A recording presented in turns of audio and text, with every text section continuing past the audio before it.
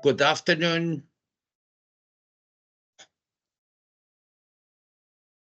Ladies and gentlemen, dear colleagues, dear friends, nice to see you again. A month ago, we started with the first event dedicated on Paradata, metadata, and data for documenting in this two-dimensional or third-dimensional space our tangible objects, cultural heritage objects. Today, due to the high demand, but also the high number of submitted abstracts, very good submitted abstracts, we are organizing the second event, which is going to be longer as the first one. Nevertheless, thanks for coming, thanks for following, and we are starting right now with a greeting, a welcome note from the coordinator of the Digital Europe Oerica 3D project, Mrs. Antonella Fresa from the Photo Consortium Association. Antonella, the floor is yours. You can share also your presentation if you want. Thank you very much, Marinos. I'm happy to be with you. I share on the screen presentation to demonstrate what is Eureka 3D. I'm very happy of this webinar. It is demanded by the sector. Eureka 3D is a project funded by European Commission that wants to move from the cultural heritage that exists in the physical world to a representation of the cultural heritage in the digital world. It is not a geometrical twin. It is a memory twin. It is a twin where the representation, the geometrical representation, the 3D representation of the heritage is reinterpreted with a cultural understanding. So I don't want to take too much time because I know that the program is very dense, and I hope that we will all enjoy the seminar. Thank you very much, Marinos, for organizing it. The floor is yours. Thank you very much, Antonella. And we move to the first speaker with opening remarks from the chairman of the European Network Association, Robert Davis from UK. As you may know, the European Network Association is in Netherlands. Nevertheless, the chairman is from UK and currently in Greece. Rob, floor is yours.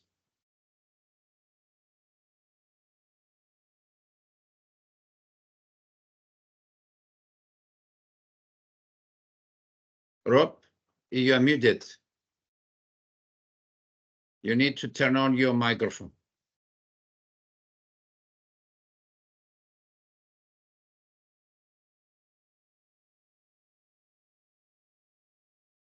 There we are. I think I've done it now. Can you hear me? Okay. Yes. Very good. Okay. Okay. Well, good afternoon, everyone. It's a great pleasure and honor to be invited to say a few words at the beginning of this session. I very much enjoyed the first of the series a few weeks ago. I learned a lot from it, and therefore I'm delighted that this is going to turn into a series now, because I think there's an awful lot to discuss. What I'd like to do is to just recap very briefly how we got to where we are now at European level, at least in recent times, with the drive towards creating an open reuse of 3D models. So underpinning the current momentum are the 2021 recommendations of the European Commission on a data space for cultural heritage, which urge that countries continue their efforts to digitize and preserve cultural heritage assets, and asks them to set up specific goals for digitization and preservation based on clear and objective criteria with concrete and measurable results. And these recommendations include that member states should provide for and or regularly update a comprehensive and forward-looking digital strategy for cultural heritage to accelerate the sector's digital transformation. I think there is some progress in this area, but in many countries there is still more progress to be achieved. The second of the recommendations is that by 2030, member states should digitize in 3D all monuments and sites at risk, however that is defined, and 50% of all monuments and sites that are most visited. This is a very ambitious target, I think, and something which requires us all to focus quite clearly on what we're doing in that respect. A third recommendation I'd like to draw attention to is that all public funding for future digitization projects of cultural heritage assets should be made conditional upon making digitized content available in Europeana in the data space. So any EU funding for 3D really is going to need to be directed towards this new data space. Fourthly, that countries should take all necessary measures to support and raise awareness of Europeana among the general public, and particularly in the education sector and schools, including through educational materials. So this places Europeana, I think, very much at the core of reuse around 3D, something that can't be ignored. And finally, I'd like to mention that cultural heritage institutions, like, for example, museums and others, should adhere to relevant standards and frameworks, such as those used by the Europeana Initiative for sharing digital content and metadata. So therefore, speaking here now as the chair of the Europeana Network Association, one of the three pillars of Europeana, seems to me that Europeana, which is the operator of the data space, has a pretty important role, and I'd like to say a little bit more about this in the context of what has been done and will be done around 3D. So since about 2011, beginning with the Carrari project, and then subsequently 3D icons and one or two other projects, Europeana has begun gradually to increase access to 3D through its Cultural Heritage Discovery Portal. This has been a relatively slow process. Right now, from approaching 60 million digital items, images, text, audio-visual, currently accessible through Europeana, only about 0.03%, which is still, maybe 20,000 are in 3D. Despite work to enhance 3D metadata in Europeana, the current 3D documentation covers really only the geometrical data of the tangible object or the digital twin, with little, for example, historical information, and without references or channels to assess the accuracy or quality of the data. As things stand, it can be difficult to establish the underlying identity or value of the model, and a more holistic approach to the knowledge inherent in 3D is clearly indicated. So there are now some pretty big changes underway then. These days, the main instrument for developing digital strategies under the Digital Europe programme are the 14 data spaces, which are being developed in different sectors to deploy data sharing tools and services, to provide data governance structures, and to improve the availability, quality, and interoperability of data. So you see here some of the sectors involved: tourism, manufacturing, agriculture. I'm saying there are some pretty big changes now underway.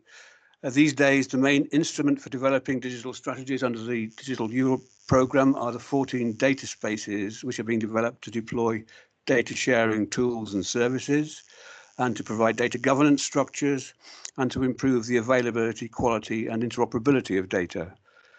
These data spaces, and you can see some of the sectors here: manufacturing, agriculture, health, so on, tourism, are at various stages of deployment. But at the moment, cultural heritage is seen as probably the most advanced one, perhaps mainly because it builds as it does on the data currently accessed by Europeana. Most of the other data spaces are still in the preparatory action phase. These data spaces are intended to ensure that more data becomes available for use in the economy and society, while leaving the organizations and the individuals who generate the data in control. And the idea is for a distributed system defined by a governance framework that enables secure and trustworthy data transactions between participants. There's an emphasis here on things like sovereignty, decentralization, and interoperability, where data owners, as opposed to platforms, keep control of their data. Could I have the next slide, please?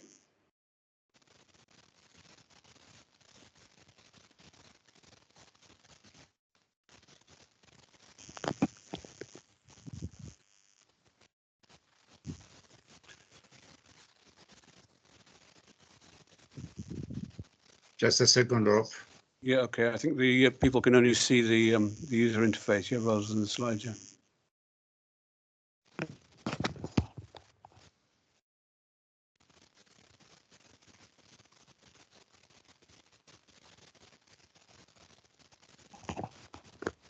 Okay, I can see that now.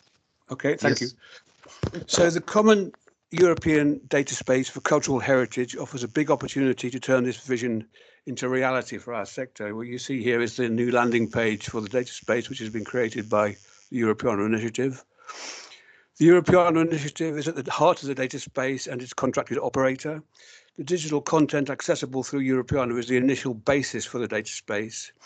The aim is to foster creation and accelerate the digitization of cultural heritage assets like monuments and sites, objects and artifacts for future generations, to protect and preserve those at risk, and to boost their reuse. This is key in domains such as education, sustainable tourism, and the cultural creative sectors.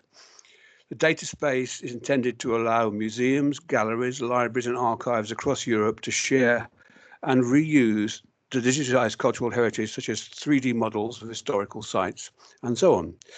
Can I have slide 6? The next slide, please, slide 6. Okay.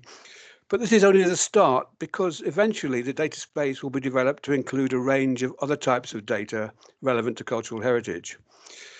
While these are still to be fully defined and use cases identified, they might potentially be about any aspect of tangible or intangible cultural heritage.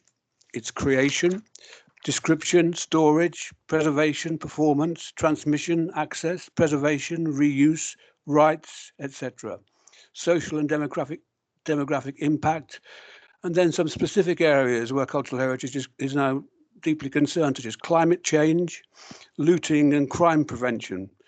Well, the list is long. The list is almost endless about what kind of data needs to go in there, but we need the use cases, and this is still a thing which is very much in process. Could I have the next slide, please? So as this thinking emerges, several concepts are coming into focus now for a data space structure. These include those of data products, i.e. a set of resources offered in consumable form and described as a data product offering. So this can include descriptions of the quality, content, and terms of conditions of use, which is kind of becoming now relevant, I think, to some of the ideas around Paradata that were discussed at the first meeting.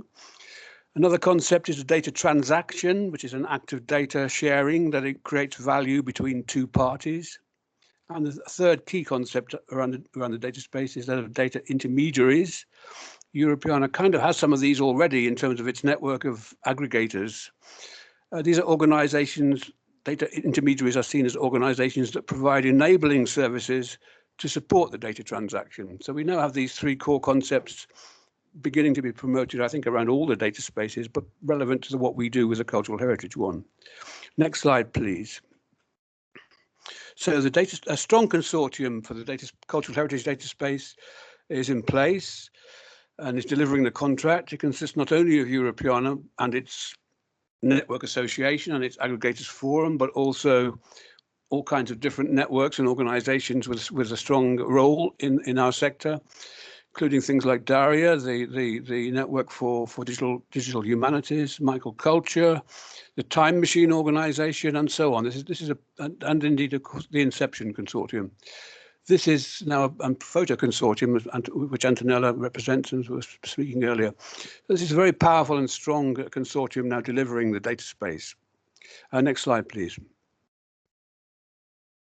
So at the EU Spanish presidency meeting last October called Accelerating 3D in the Common European Data Space for Cultural Heritage, Building Capacity for 3D, a lot more momentum was created towards considering 3D in terms of a whole range of issues like technical infrastructure, training and skills development, metadata creation, licensing and right statements for 3D models, funding, quality and standards, long-term strategies, future-proofing and data sustainability, institutional policies on 3D digitization, access and reuse, collaboration and partnerships, the role of Europeana in the data space, reuse and user engagement, as well as other important topics. And I think this meeting is probably the one that gave us the current level of momentum, which we have around to do something, to do all the practical things that need doing and to develop all the policies that need, strategies that need developing around the recommendations of the EU. Could I have the next slide, please? Another important initiative ongoing now is the TwinIt, it's called TwinIt, under which the Ministries of Culture of the European Union member states are invited to liaise with their national cultural institutions to submit one 3D digital heritage asset to the Common European Data Space for Cultural Heritage. The goal of the campaign is to collect and showcase emblematic and high-quality samples of Europe's cultural assets in 3D, while supporting member states to promote their 3D digitization and preservation efforts. Could I have the next slide, please? The result that we have now is an outstanding, if still limited, pan-European collection, which was presented last week, I think, at the EU presidency meeting in Brussels. These are the chosen monuments from the first 8 countries, alphabetically, that you can see here. Every member state country has chosen at least one, and this is now being followed up. This is now going to be leveraged in the intention to by an advocacy statement called TwinIt Call to Action, boosting 3D for Europe's culture by 2030. And this process is I think, really the Commission's effort to support 3D digitization in Europe, based on and it will build on the learnings from the TwinIt campaign. So now we have, relatively high-level actions here to promote the use of the use of 3D. Next slide, please.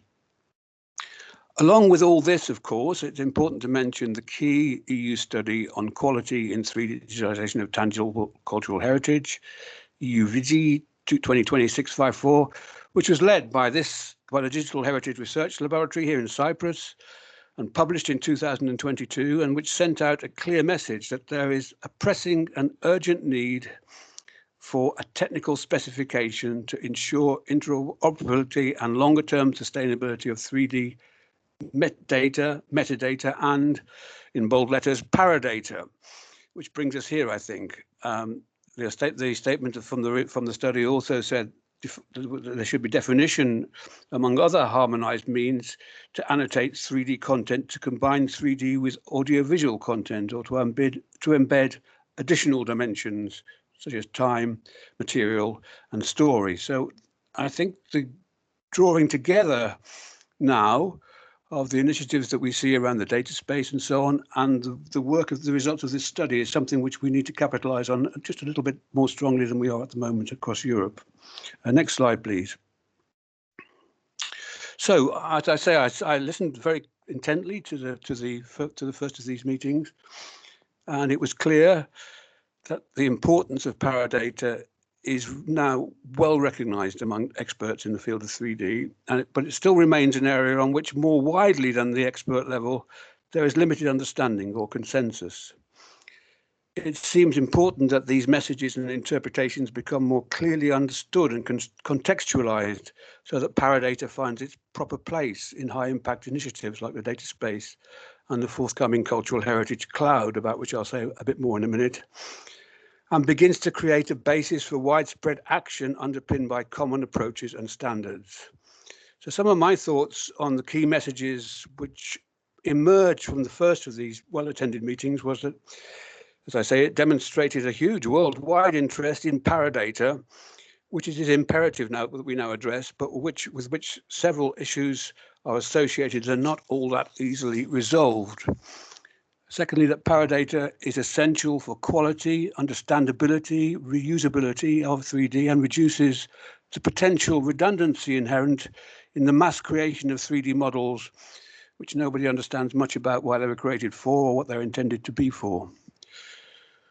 Therefore, the world needs to understand better what distinguishes metadata from Paradata, even though we may at this meeting consider that we understand that already. Another thing that emerged from that meeting, in my view, was that there is a potential typology of Paradata. Some of the types mentioned included those to do with, for example, scope, provenance, methods, and knowledge. And the final thing which I picked up myself from this meeting was that the fragmentation of sources of Paradata documentation and the heterogeneity of its form and content is immense. In deciding what to store, we probably need to acknowledge that the result is the redundancy of some Paradata which is collected. But an opinion expressed at that meeting, and I think it's a valid one, is that this is probably a risk we need to assume. We need to accept this as a fact and go ahead anyway. I could have the next slide, please. At the first meeting, Antoine Isaacs of Europeana pointed to a possible first approach to Paradata in the data space, whereby a core of the most useful Paradata might be embedded in the general discovery platform that I mentioned earlier through the Europeana data model, with linked data as a solution to linking to the full Paradata that is available for the range of documentation. These thoughts obviously need further discussion and definition, but could be the hook that we need to ensure that secure storage, shared access and preservation takes place, and that this is a process I feel that we should actively pursue. Could I have the next slide, please? Finally, another word on the Cultural Heritage Cloud, which is going to be very well funded under Horizon Europe. This is a big initiative around for digital cultural heritage, for a digital infrastructure that will connect cultural heritage institutions and professionals across the EU. The goal is to help cultural heritage institutions, research organizations, and other professionals of all sizes and types to work with their digital objects in a more visible, interconnected, harmonized, and informed way.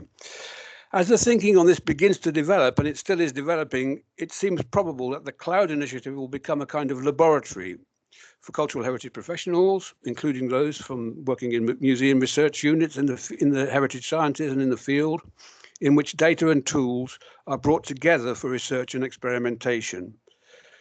It is hoped and intended that this will pave the way for new transdisciplinary collaboration between specialists from a range of disciplines, including heritage scientists, as I say, curators, archivists, conservators, and academics. Some of this work, this experimentation, this cloud laboratory, if you like, would then become available through the data space as data products. And this, to me, now seems to be the line of thinking that's beginning to develop, at least in theory, and this needs to be given some flesh in practice. A lot remains to be worked out before the cloud service goes live. Europeana is a partner in the first cloud infrastructure project called ECHOS, which is about to start this year and is going through all the various grant agreement discussions that you need to go through at the moment. Could I have the next slide, please? Okay, I'm going to thank you in a minute, but this is a conclusion. So as we move through digital transformation with the onset of technologies like AI, etc., we need a more solid and holistic approach to the digital documentation of the past, with a focus on certifying the accuracy and quality of information collected. The introduction of Paradata is widening the horizon of the digital documentation of cultural heritage and makes it possible to embed in the digital record of a tangible object important information about the origin and the value of data, or as my good friend Dr. Marinos Ioannidis might say, and as Antonella said at the beginning, to transform the digital record from a digital twin to a memory twin, handing on to future generations 3D digital records that reflect historic identities and are usable by multidisciplinary user communities. To take advantage of the opportunities which are now emerging, we probably need to speak on these things with a somewhat louder and more consistent voice, and I think this series of meetings is helping us to formulate our thoughts on this. And for what it's worth, the Europeana Network Association within the Europeana Initiative, of which I'm currently the chair, and the data space can, I think, be one of the most important vehicles for this, and we are ready to be so. So thank you very much, everyone, for listening.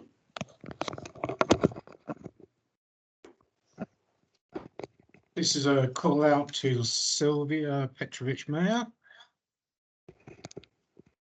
Can you hear us? Your camera is on. You're calling for Sonia Giovinazzi? Thank you very much, Sylvia, for, yes, thank you. Rob, thank you very much for your very nice presentation. It was not only an opening remark, but also a key introduction, setting the navigation course in which direction Europe and Europeana are moving at the moment. I will share my screen and move with my presentation. I will make it so short as possible so that we will catch up with the time. So welcome again, ladies and gentlemen. Just a second. Yes. As I mentioned at the beginning, this is the second part of our webinar dedicated on the Paradata, Metadata and Data for documenting 2D and 3D digital cultural heritage as a follow-up of the results of the study mentioned by Rob. And thank you very much about that, Rob, also for your kind words. The so-called study VG 2020/654. So who we are? We are the UNESCO Chair on Digital Cultural Heritage. We are working also in the area of cultural heritage, but in the area of the digital holistic approach of the documentation. What does this mean? We are distinguishing between a building and a monument, or as soon as we digitize a building, we are trying to embed in the geometry the knowledge, the story, so that we can create out of that a monument. So with this, we manage within our tasks, cultural heritage, knowledge, and memory, building innovative cultural heritage experiences, promoting the use and reuse of digitized collections, impact on research collaborations, setting standards, and that was the widening of the horizon with our report, with our study, with our contribution in the area of Paradata, metadata in cultural heritage. So Mnemosini is our name. What does this mean? It comes from the old ancient time period. It was the mother of the 9 muses. These 10 ladies had a task, and their task was to keep alive the memory, the story, the thoughts of the ancient Greeks. They had even a temple, and the temple had a key name which still exists and well preserved in different languages of the world, in most of the languages of the world. The name of that temple was museum. And you know, as it is today, it is a space of knowledge, keeping knowledge alive, preserving knowledge. Now, Paradata, it's an information according to a publication from our colleague Baker, Drew Baker, from 2006. It's information about human processes of understanding and interpretation of 3D data objects. Paradata was adopted also or included in the London Charter, also in the IGOMOS principle of Sevilla, Enemy Charter, but also at the end, recently in 2022, at the EUVG 2020/654 study. Paradata has evolved and now encompasses many aspects of the digitization of cultural heritage. And of course, if we bring all together, Paradata, metadata, and data are accepted as markers of quality in research in humanities and social sciences. So this series of webinars seeks to understand how Paradata is currently used, who is using Paradata, why to use Paradata, how can work with metadata and data together, start to define a common standard, a common, let's say, set of guidelines or a protocol for Paradata within the digital cultural heritage domain. Those of you who manage to download the study and have a look, then they might remember the radial charts which we propose. We say the complexity is a set of subsets of different parameters. One of them, of course, and the most crucial, the stakeholder requirements, is the time when the time digitization will start and when it's coming to an end, the budget, the purpose of the 3D digitization. Is it a high level? Is it a medium? Is it a detail? Or is it a very poor or just only a general data acquisition? The location, where is the location? 100 meters in the underground of the sea? Or is it 5,000 meters on the top of the hill and so on, under snow conditions, very cold conditions, so on? Is it terrestrial?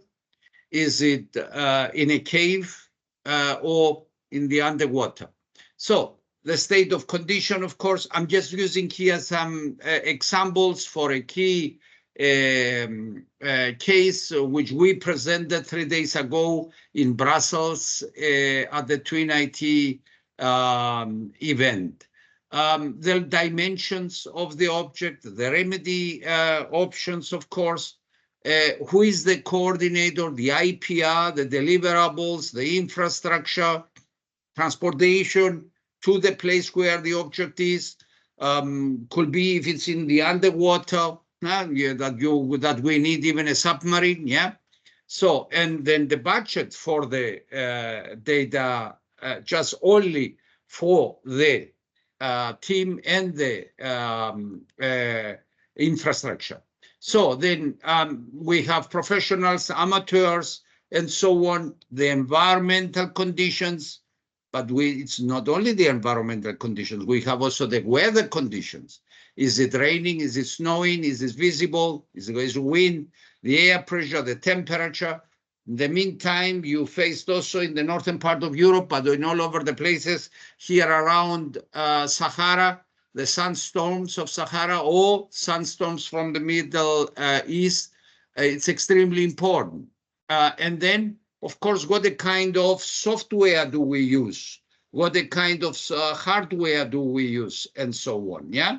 So here are some of the environmental conditions, as you see them here, temperatures, then, of course, the O3, the CO, and so on.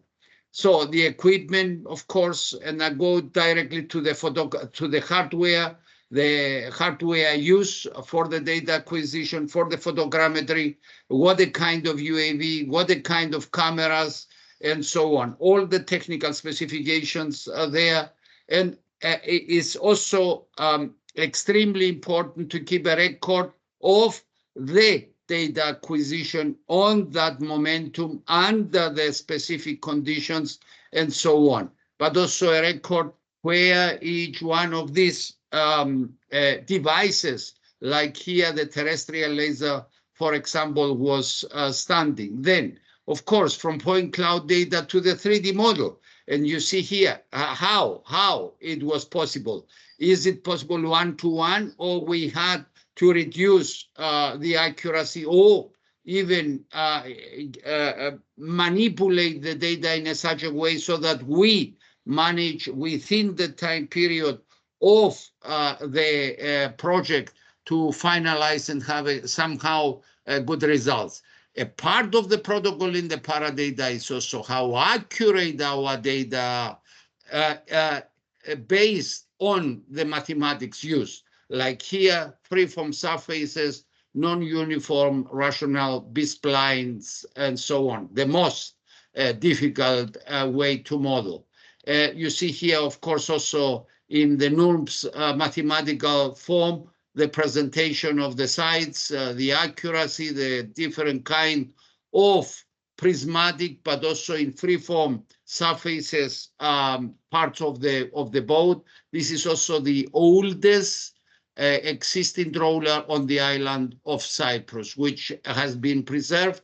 In the next few days, is going back to the sea and is transferred to a museum. Yeah, a place of knowledge about the history of fishing in Cyprus some years ago. And of course, the quality of the digitization, starting from the 2D, the 3D, the texture, the scale, the spectral, the materials, and the structural health monitoring, and so on. And I'm coming to the end by saying very, very quick, you can see also here the complexity of the elements or of the parts of the object as they are, without excluding the dimensions or key information for the naval engineers and all other specialists involved here. Taking also into account the materials, you see here a couple of examples, and please see here what we had in front of us when we started with the data acquisition. That's the complexity that you see on the one side. And on the other side here with the frames, you see the complexity for the data acquisition on the left-hand side, and on the right-hand side, the complexity for the quality achieved. Yeah. Thank you very much for your attention. I had to fly over the presentation. Of course, at the end of the event, we will give you a QR code to download from the platform of the European Commission the entire study. Thank you very much. And we are moving to the next presenter, Mark Greller from the Technical University of Darmstadt in Germany, who is going to give us an overview about the German research-funded project, the so-called IDOVIR infrastructure to document Paradata of virtual reconstructions. Thank you very, very much, Mark, having you with us. And let's move forward, and let's try to keep so short as possible our presentations, so that we will come back and run the agenda in line with the proposed time here. Mark, the floor is yours. Thank you very much. Yeah. Can you hear me? We can hear you, and we can see clearly your presentation. Okay, yes. Great. So thank you very much for the invitation to show our project IDOVIR infrastructure to document Paradata of virtual reconstructions. So what we are doing virtual reconstruction. In this case, it means we are reconstruct no longer existing buildings. So we do this since 30 years at the Technical University of Darmstadt, at the University of Applied Science in Dresden, and we do this for museum and research. And it's pretty clear that virtual reconstruction have become widely established as research tools, and since years there are a demand that documentation of the decision-making process is necessary. So you find this in London Charter, the Seville Charter already. And there is a consensus that the research results should be transparent, permanent, available, and openly accessible. Otherwise, there is the danger of losing the knowledge embedded in the reconstructions. So we have opposing trends. In the academic discussion, there's a farewell to uniqueness. So that means thinking in variance. On the other side, reconstruction are becoming more and more realistic, and there is the expectation of more realistic models. So one answer for this expectation is to emphasize the reconstructive aspect, for example, through abstract models, alone or in combination with realistic looking models, like here in the medieval Jewish quarter. And on the other side, in the scientific context, it's pretty clear we have to document the decision behind the reconstruction. Publicly accessible in the internet. And of course, we should use also the rejected variants as the used variants. This comes sometimes also to the museum, where we see here the reconstruction of the entrance facade of the Aramaic palace in Tel Aviv, Syria, with 4 different solutions. But documentation is an exception because they are not founded, they are not demanded. So some institution researchers developed ideas. So we did in Darmstadt and in Dresden, we built 2 prototypes, and we had the possibility to join this in the tool eduvir. It's founded by the German Research Foundation. It was now first step, 2 years. And just this week, we get the message that it goes on and we have 2 more years.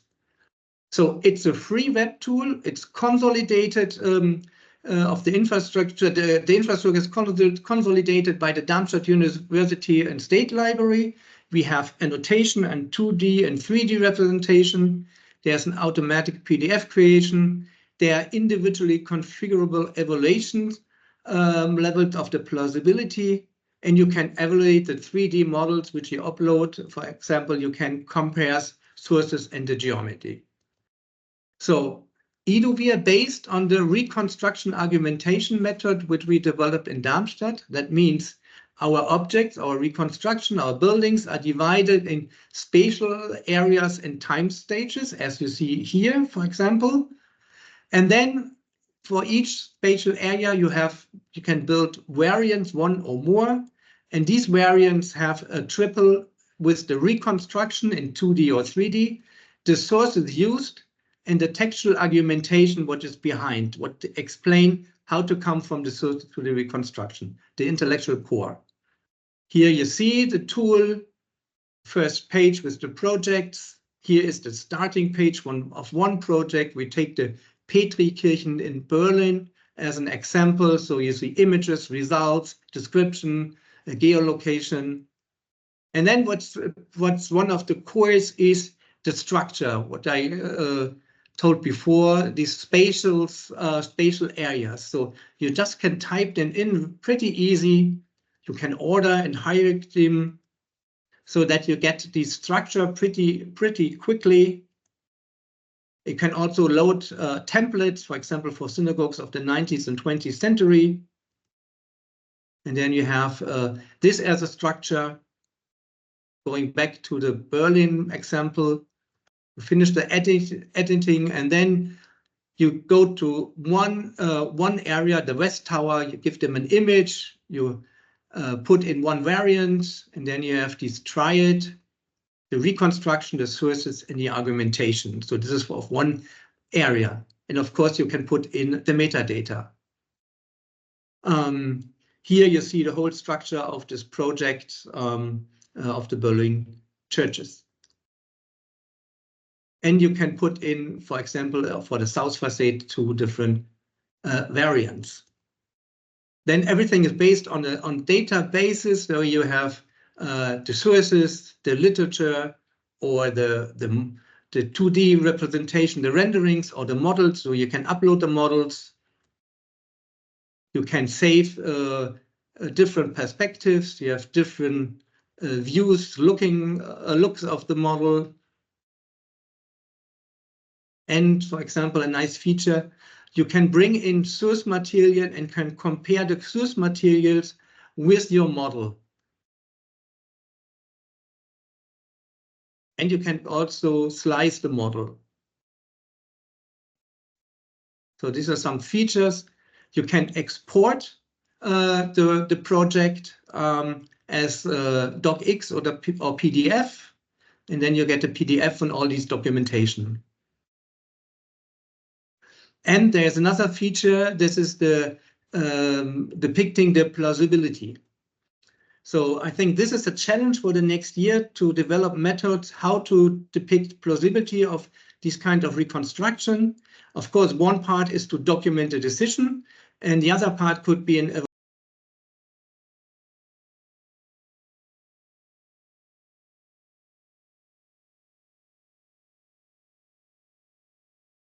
Mark, your microphone is muted. I don't know why. Yes, thank you. No, it's still muted. You're still muted. Your microphone. Okay, now you should hear me again. I don't Yes, know now why it's this okay. happened. Okay, thank you. Okay, these were the three categories and a more subjective self-evaluation of the plausibility of the reconstruction.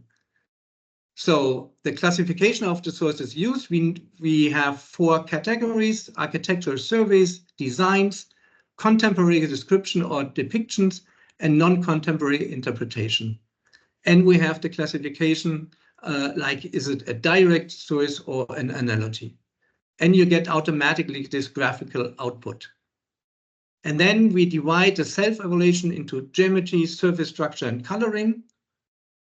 And we have there the categories like, is this geometry just hypothetical, nothing handed down, little handed down? This goes up to very good, completely handed down. And you can build your own category in eduvir. You can have it in numbers. You can also decide how much numbers do you want to have. So this is then the graphical overview about the evaluation. So coming to the conclusion.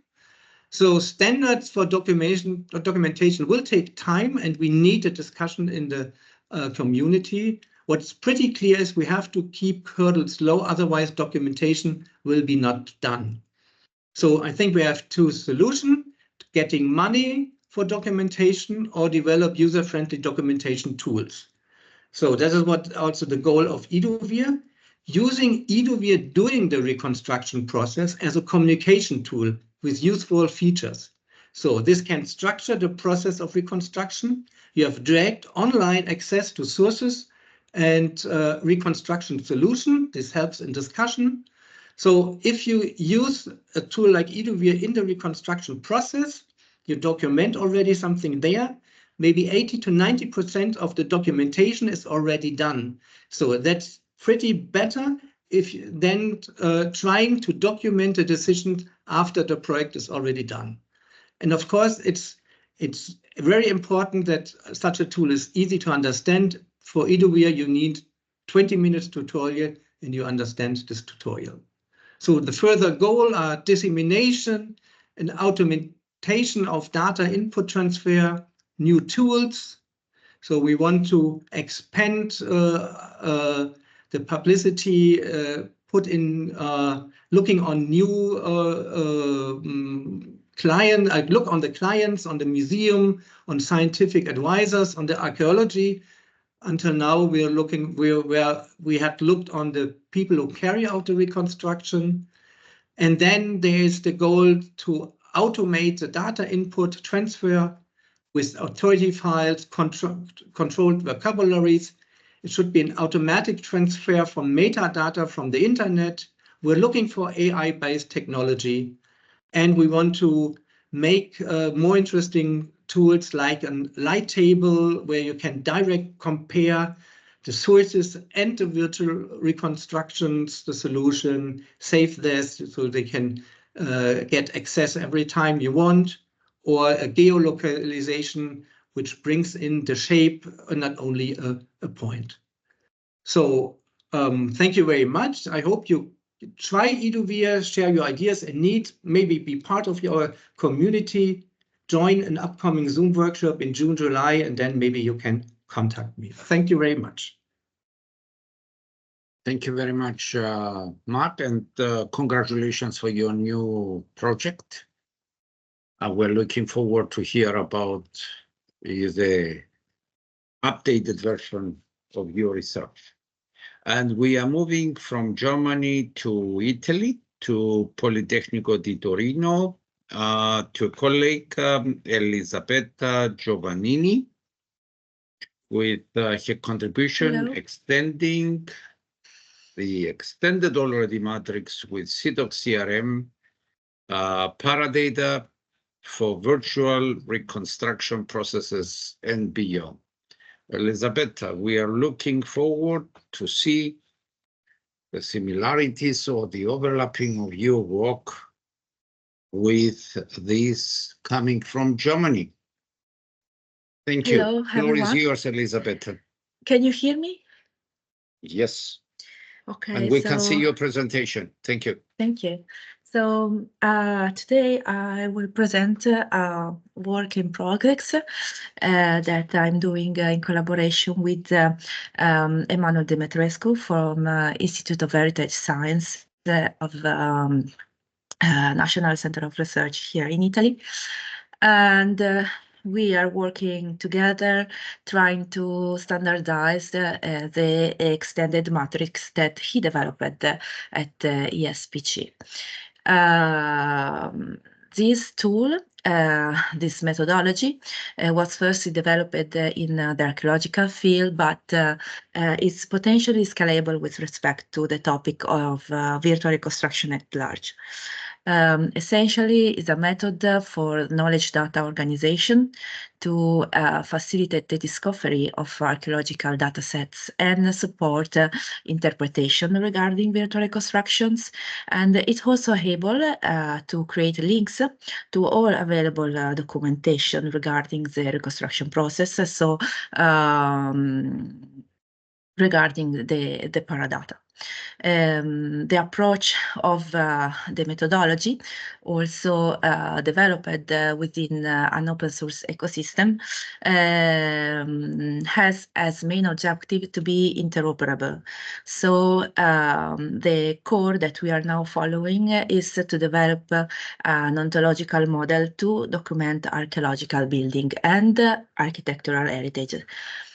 The system consists of 3D models, 3D data visualization tool, documentation datasets, and knowledge graph representation. And it's, of course, a work in progress, and it's available because it is open source on the GitHub repository of the project. The last version, that is the 1.3 version of the workflow, comprise also web apps and tools for making interoperable framework between software such as Blender or other type of data visualization for narratives and storytelling purposes. The standard matrix start from the idea of digitalize the process based on the matrix of Harris, and want to comprise the virtual reconstruction processes regarding the possibility of reproduce anastylosis in an archaeological field. The matrix is composed by a set of nodes, so it can be called as a sort of visual graph representation. Each node has a specific focus, and it represents the complexity of Paradata provenance and processes. Our intention is to extend, of course, this process and to make it more operable, interoperable, also with other systems already available on the market.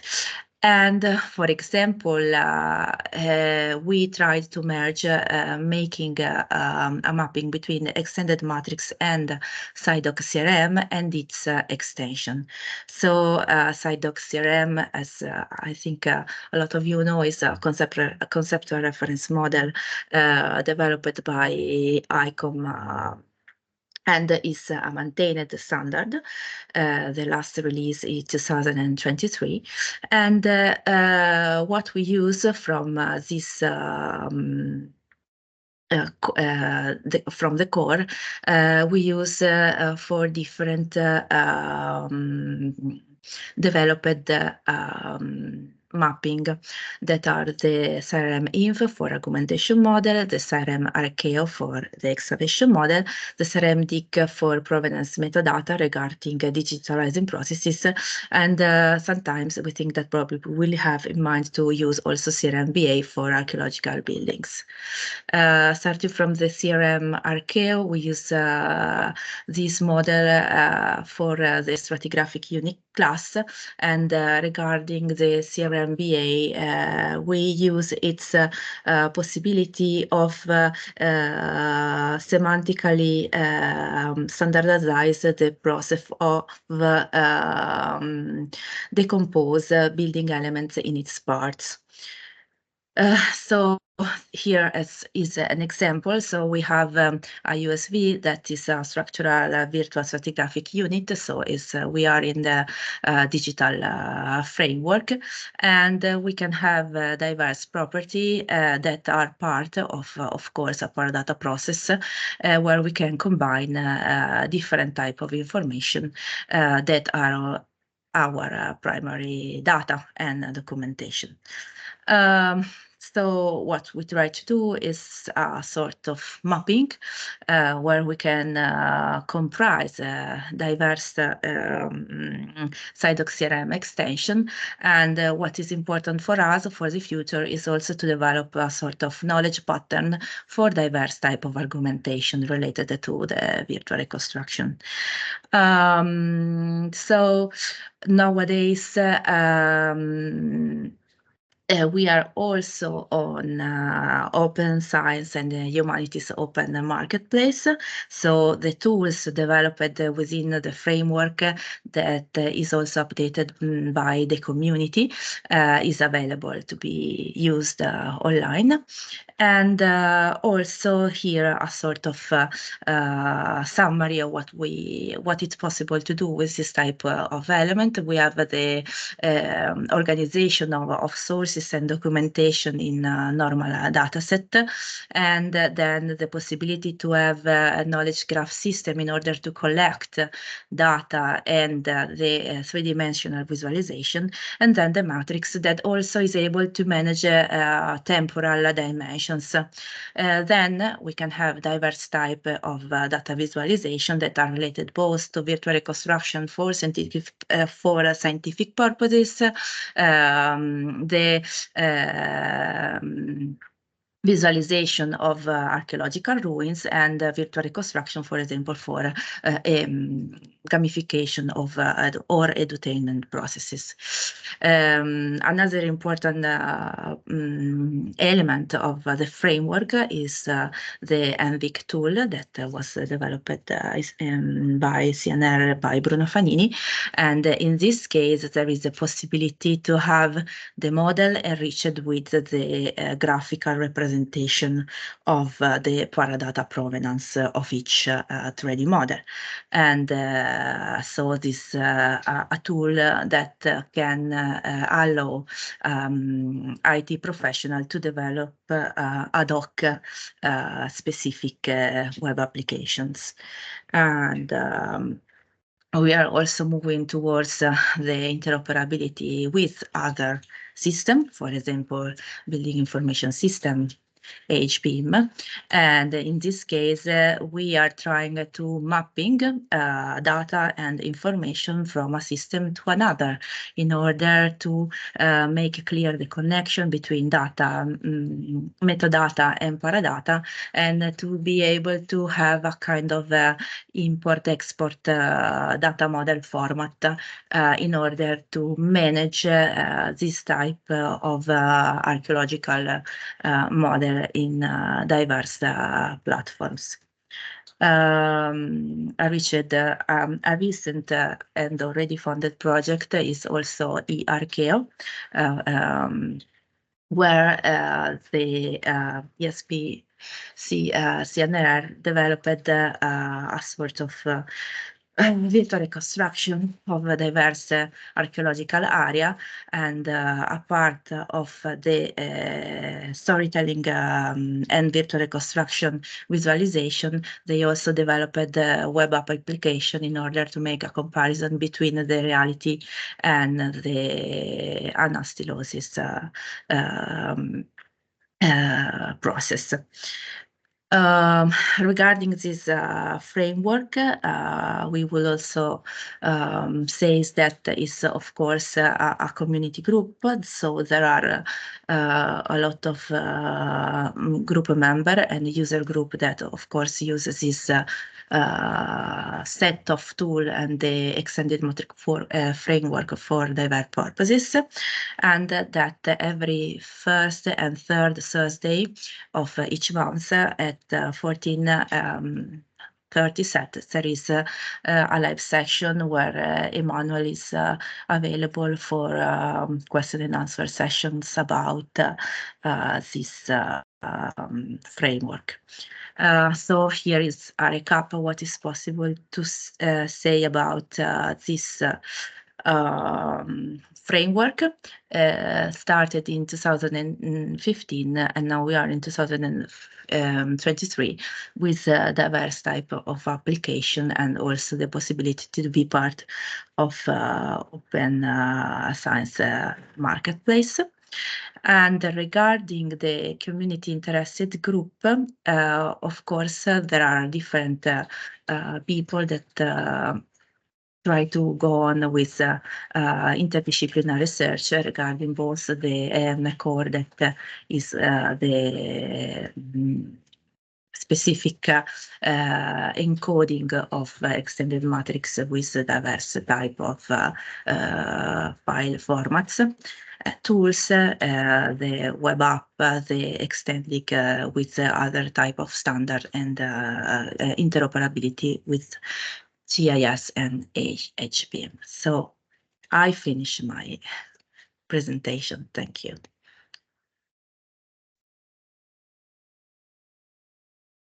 Thank you very much, Elisabetta. Okay.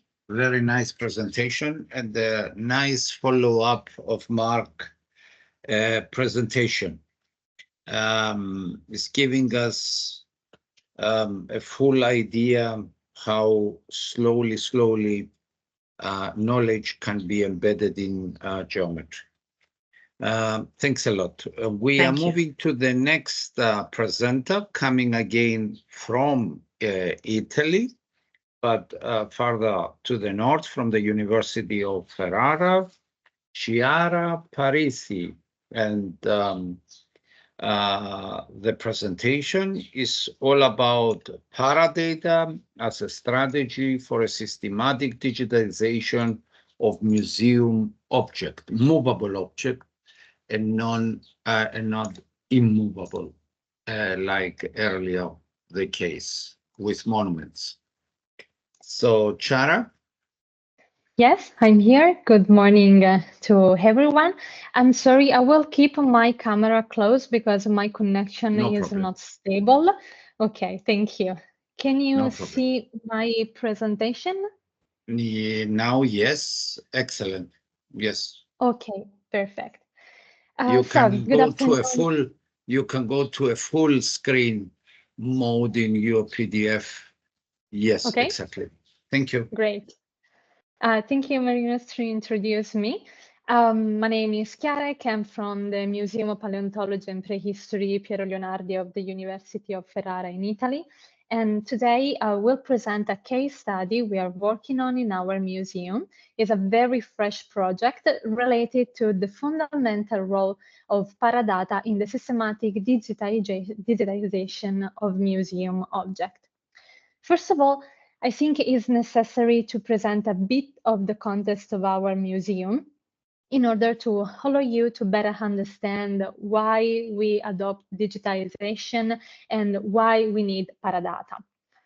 Our museum was founded in 1964 by Professor Piero Leonardi, and the museum contains a rich collection that has historically drawn significant interest from both university teaching and general public. But in 2012, very big earthquake struck the city of Ferrara, and this caused important damage to both the structure and some collection of our museum. So this leading to the museum closure and prompting a rethinking of accessibility to our heritage. So due to this situation, the museum identified the digitization as a key strategy to achieve three primary objectives. The first one is the virtual accessibility, because digitization overcomes physical barriers, making the collection accessible online. So our museum is closed, and the only way to be accessible to our public is in a virtual way. But digitization allows us also to valorize our hidden heritage, because every museum, especially some of university museums, have many scientifically valuable objects that cannot be physically displayed for exhibit reason or space reason. So digitization offers an opportunity to highlight and make this hidden treasure valuable, and also allow us to create new educational pathways that can involve and raise curiosity in the general public. The third objective is better a lesson that we learn from the museum, learn from the earthquake, and is related to the risk management, because digitization provides a virtual backup that is essential for the conservation and restoration of damaged objects. If in 2012 we had already digitization project, we would have had less difficulty to restore the damaged artifact. By the way, our museum contest faced many issues and challenges, and the one that I already said, that the museum is partially closed to the public. We have a lack of staff, and the staff we have is temporary, and we have a continuous turnover, and this generally contains students, interns, doctoral students, volunteers, and so on. But due to this high staff turnover, we need a continuous training. We need to have ongoing training effort, and we don't have enough time to train new staff in detail and continuously. And this causes an inconsistency in digital production methodology and sometimes a loss of data information. So we need a unified strategy to save this aspect. So the solution for our problem are digitize of collection to make our museum virtually open. In order to do this, we need a creation of digital database with the purpose of collecting all collection in the museum and storage with relating the information. So with all the metadata of the object. That is a project that one of the co-authors of this work are realizing, Dr. Ornella De Curtis. And the last solution is create a policy making about the use and record of Paradata. So Paradata is a concept not easy to define, and I often see a little bit of confusion. It's sometimes difficult to understand the boundaries between Paradata and metadata.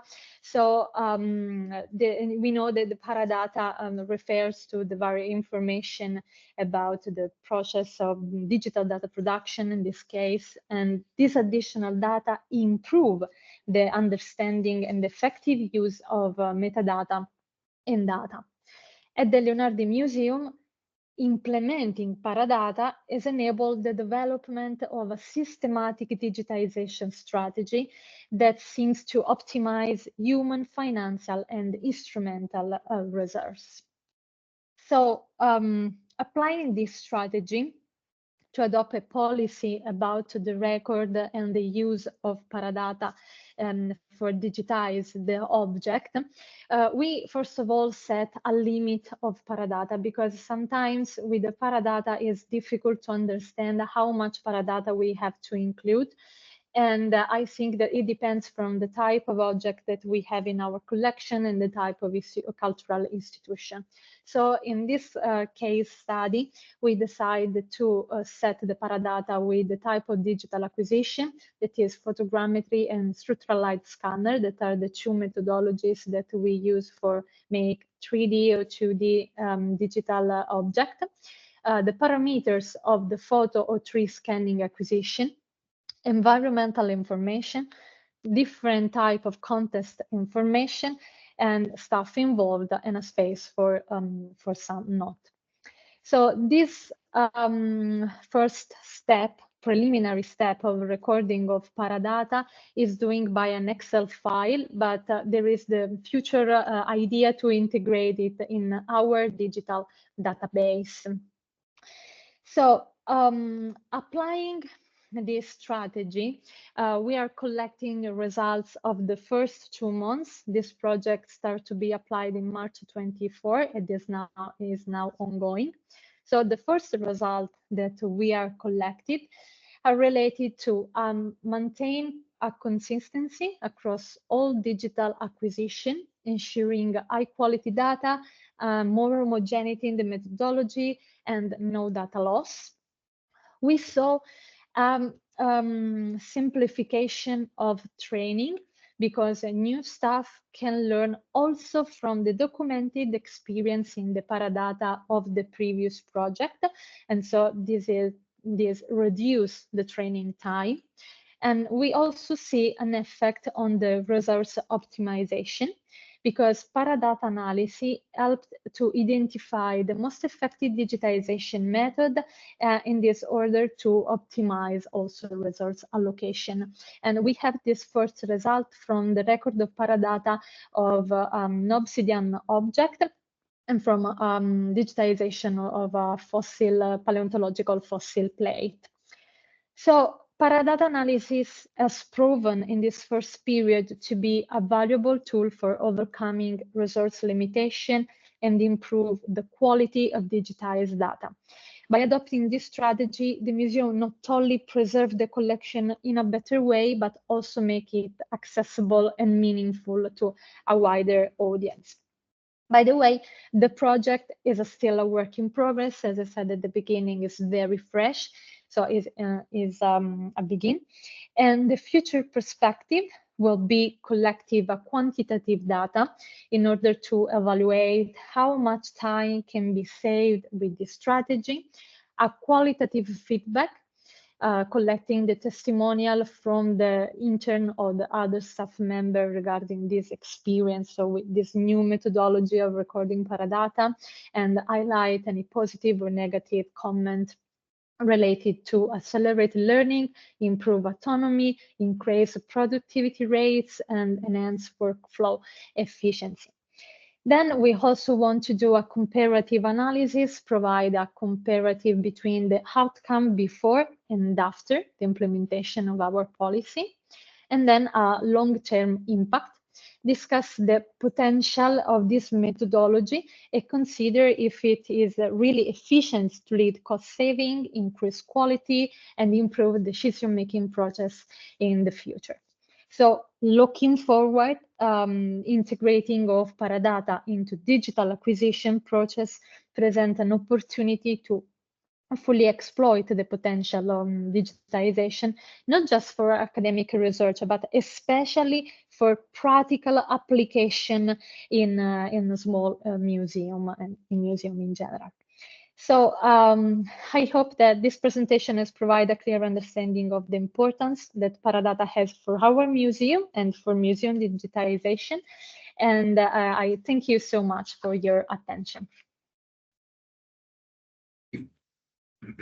Thank you very much, Chiara, for the very nice presentation. It's amazing, and thank you. The importance of Paradata and how you link them within the museum research activities, so far as the tangible objects are concerned. We are now moving to France with a presentation coming from Matthew Quentin, and it's all about publishing and long-term archiving 3D data in humanities.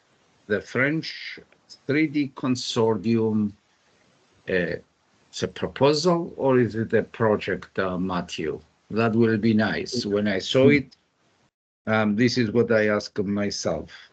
Matthew is coming from the University of Nantes in France. And Matthew, floor is yours.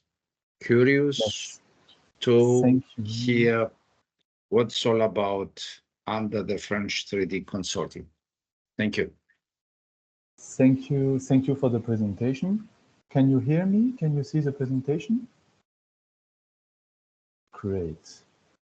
So let me take my notes. Okay, so my name is Mathieu Quentin. Thank you for the pronunciation. That was very good. And I'm from Nantes in France. And I present the work we carried out with a whole set of labs in France. It's a consortium called French 3D Consortium for Humanities. So we mainly focus on humanities, on heritage, but we also process other humanities fields. So what should be the data we speak about, we'll process? So it's from scientific project. So it's not really linked with museum, but it may link with museum production. It is already validated, so it's not work in progress 3D data. And it can be either a scan, this is a reality capture, or a reconstitution, or a digital born. So reconstitution is often a mix of scan and the digital born content. About the objectives, there are two objectives as the title mentioned. So long-term archiving and publishing. They have different issues. For long-term archiving, we are focused on reproducibility, and for publishing, it's a more classical FAIR principles that we target. For long-term archiving, we want to be able to find, to open, to read, and to Matthew, Yes? sorry for interrupting, but if you are moving your presentation, we are still on the first slide. Okay, so this is a problem. It's not. Yes, sorry. If you can please, yes. I try to share again. Yes, I would say go out of the PowerPoint presentation, restart it again, and then share it. Okay, sorry. Thank you for. Yeah, because you were talking about something else, and we were still on the first slide. Sorry. But it doesn't matter. It was clear whatever you mentioned, at least for myself. Okay. Sorry for that. I try to open it again and share it again. Oh.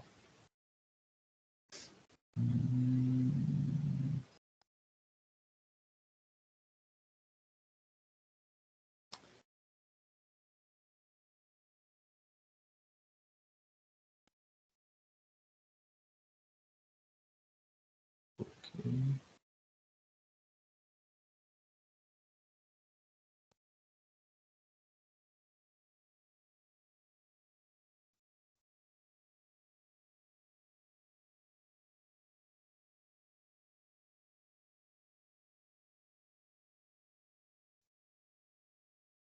Start from the first slide.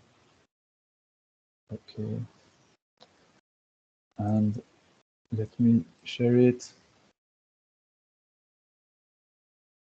Single window.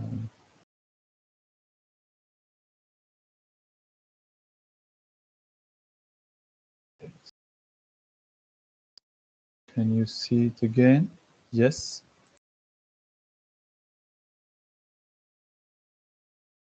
Yeah, yes. It's With coming. the The changing first slide. slide. Still the first This is- slide? Yes. Oh no. Okay. Okay. Oh, sorry. What's wrong with it? Entire screen maybe.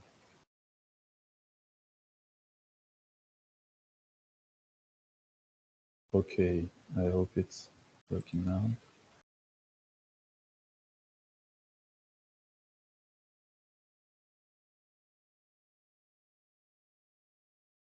Great. Excellent. So we have two objectives. One is long-term archiving and the other is publishing.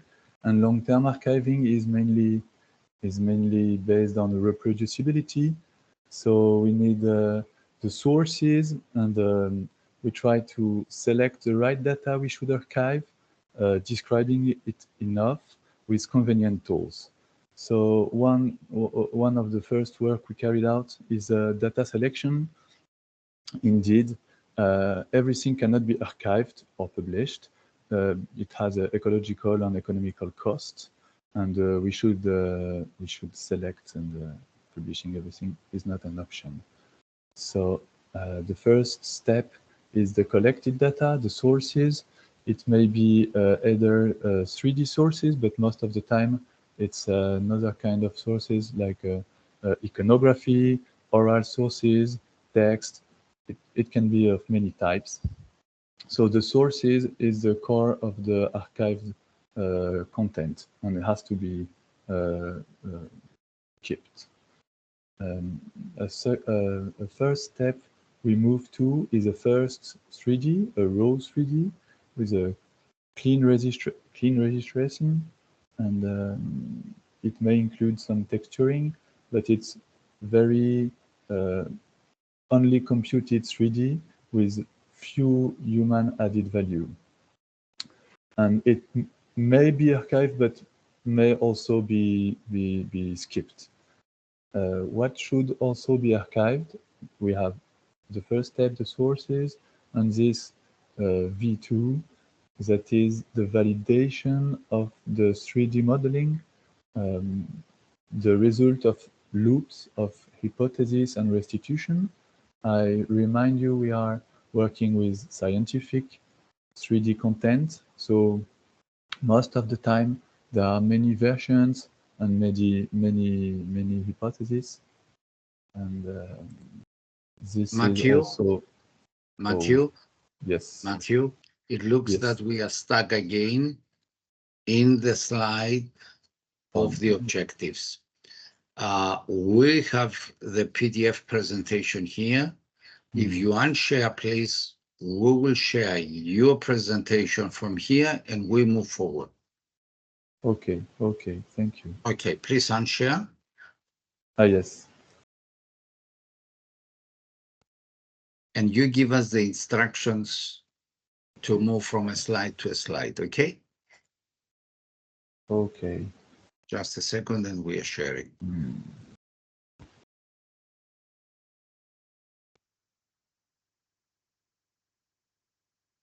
Okay, so you really can move Here on. we are. Sorry. Yes. And No problem. so, okay, here we are. So the just one slide before was the different steps. So the first and the third one really has to be archived. So on the first step, we have only the sources. On the second one, it's optional. It's really computing the 3D. And on the third one, also has to be archived, is a highly the precious added human value. So it's important. It cannot be recomputed easily. It has to be archived. And other derivative should not be archived, at least not in our with our service. Can be a scientific publication, for example, that may be archived elsewhere. Next slide, please. And the descriptive schema. Next slide. So I will try to explain it as I lost some time quickly. It's maybe not the main part of the presentation. So we have many different kind of data, as I showed. There is the core of it is a 3D object. On the left part in gray, we have administrative and project data. So it's the context of the 3D object, who did it, which lab, what is the project, what are the goals, who paid, and everything. In green, just under the 3D object, the first box is the physical object.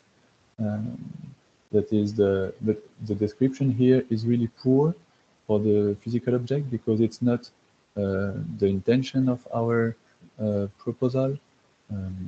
Then the next box is dedicated to the sources, and as you can see, there is a different case for every kind of sources. So every source is taken into account and has specific metadata for the description of the way it has been recorded, and also on the right side of it, some metadata that can be described once only. For example, what is an event and what is the technology it's used. So this can be this is distributed to any kind of sources. And in blue, on the right part, it's the computed and interpreted metadata. So it's data. So it's metadata relative to the last part we want to archive, to the result, the 3D result. This is where the human value has been done. So it's really the output of the research project in 3D. And once again, there is dedicated metadata for different kind of output, and also the same, who did it, when, where, and what is the technology that has been used. So what are the softwares, what is the hardware, and what is the process. And there is a kind of orange box that is almost everywhere that we call Paradata. So it should be extra Paradata, that this is everything that could not fit inside any of what we plan to record. Then, yeah, sorry, I didn't say next slide all the time because it would be really hard for people to follow. And yeah, this is software heritage. This is a project that enables to record and to create a unique resource identifier for a software. So we use it to indicate which software has been used. For example, here it's Blender software. So you can say, I used this Blender version, and not just write down by typing, I used Blender version 2.93. I used this exact version, and you point to the sources. So in 30 years, anyone can find again the sources and build it again if reproducibility is needed. This is a very convenient and very short way to indicate a precise software that you used. For hardware, we don't have such a convenient tool, so we are still working with strings, with literals. So we just write down, this is this hardware. We try to describe it, but it's not precise and not efficient as software heritage can do. Next slide, please. Yes, and this is maybe the core of the presentation. For now, you see we are focused on the way we built the 3D object. What are the sources? What is the software we used? What are the software we use? Who did it? When? And this is very the very core of the archiving issues we are facing. And we have a process box that links to something that is called SSH Open Marketplace, and that propose to describe workflows. For now, it's built like this, but we are not really satisfied with this technology, and we plan to change it and to enhance it, and I will speak about it a little bit later. Next slide, please. I think you can go a bit. Yes. Okay, so it was an example with volumic data, but I'm not sure we have time for it, but I can quickly explain. If you go to next slide, it's good to have it. Okay, so on the left part, you have the documentation of the how to fulfill the boxes we offer. And on the right part, there is just an illustration of what is tomography or volumic data. So it's scanning the inside of it. So for the metadata we propose, we have been inspired by another project, a French project, that is driven by Museum of Natural History Museums, that is called eCol Plus. So we really use this previous work to build our set of metadata, and we did something just a bit more focused on the ability to recompute it. Next slide, please. Okay, so of course there are mappings to European data model. There is a OAI PNH exposition of the data, and there is now a discussion with Europeana to provide access for them to our mapped data, so they can also use the 3D models we published. There is also a mapping to Siloxyren that is not very useful for now, but it may be useful in case we want to describe more the physical object. As you can see, we are now very focused on the digital object, on the process of building the digital object, and not really on what is the content, what is the physical object, what is the description of what we can see from a humanities point of view. We are not very focused on this part, and I think a good connection with Siloxyren could enable a better description that we won't have to carry. And another mapping is with OpenArcheo. It is a platform for archaeological findings in France. Next slide, please. Okay, how to create this metadata? So next slide. There are two tools. Okay, the first slide is about the workflow. We have the 3D research content. We move to a tool that we call LTAG 3D. That is a standalone software that helps us to create the metadata. Then it's stored to our servers, and there is a process to publish it. I will not be very precise with this process, but there is many scripts that helps to enrich the data that has been created by the user, and there is another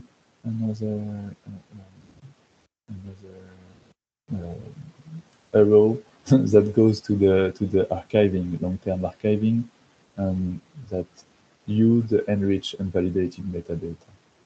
So the two tools we developed is on one side LTAG 3D for the user to create the metadata, and on the other side the web portal for the publishing. Matthew? Next slide, please. Yes? Matthew? Yes. Yes. Slide. Next slide. Next slide. If we can please keep it so short as possible because Okay. we are out of time. Yes. Okay. Okay. So Thank this you. is the tool for creating the metadata. Maybe you can have a look on the web if you want to see what it is. So we create, it's a user interface that creates box, so you can fill it, and then it creates an XML file with the metadata. Next slide, please. And this is the publishing portal. So we have it's really classical, so maybe I will not present it. On this publishing portal, you can find on the next slide, I think. Yes, it's another example of the publishing portal. And next slide, sorry, there is a lot of slides because kind of animation. There is a GOI, so yes, please stop. There is a GOI, so you can link on the data that is published online with something that is a scientific publication, a scientific paper.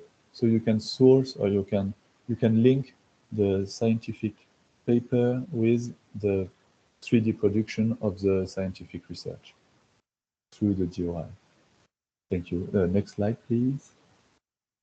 And what is next? I will just speak about the perspective for the process recording. As I said, the OpenSSH marketplace is not very convenient, and we are not satisfied with it.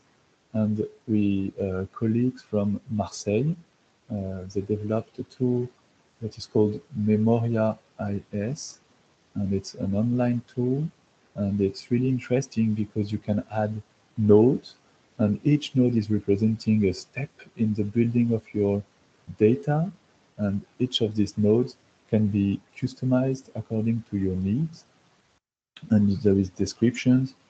I invite you to discover this tool. So for now, it's the best thing I saw to describe precisely, with very accurate what has been done, and it's accurate, and it can be done in an easy and user-friendly way. The only issue of this is it cannot create exports to standard format. So next slide, please. The work would be to either export it to the Prov ontology, for the provenance ontology that is developed by the W3C. So it's basically the same thing, but it's a standard way of describing the provenance of things. So it's who did it, how. It's the same. It's a process. It's an ontology to describe the process. Next slide, please. And another option is to use the CRM jig we already heard about here, and it's also for describing the provenance, and it's more focused on the heritage issues. So it's a very interesting perspective for us also. So we have these two way of describing the processes we'd like to take into account. Next slide, please. So it's we have for long-term archiving and publishing, we have already taken into account the technical context, and we also would like to better describe the inside, the content, the meaning, the inside of the 3D, the parts, to have something that is more complete. For now, we are really focused on the production of the 3D and not about the content of the 3D. I know this is really well done by many other tools. Thank you for your attention. Sorry for the delay. Thank you very much, Matthew. Well done. Congratulations. And we are moving in a very, very quick way to the next presenter, Marion Deprate. Excuse me for the pronunciation, Mario. And she's coming from Germany, from the Museum für Naturkunde, Leibniz Institute for Evolution and Biodiversity Science. Marion, the floor is yours, and please, I You are coming from Germany. You know what it means, 10 minutes. Yeah? Yes, actually, I'm French, but it's okay. No, but you are working in German. You are skilled. Yes, yes. Thank you. So, okay.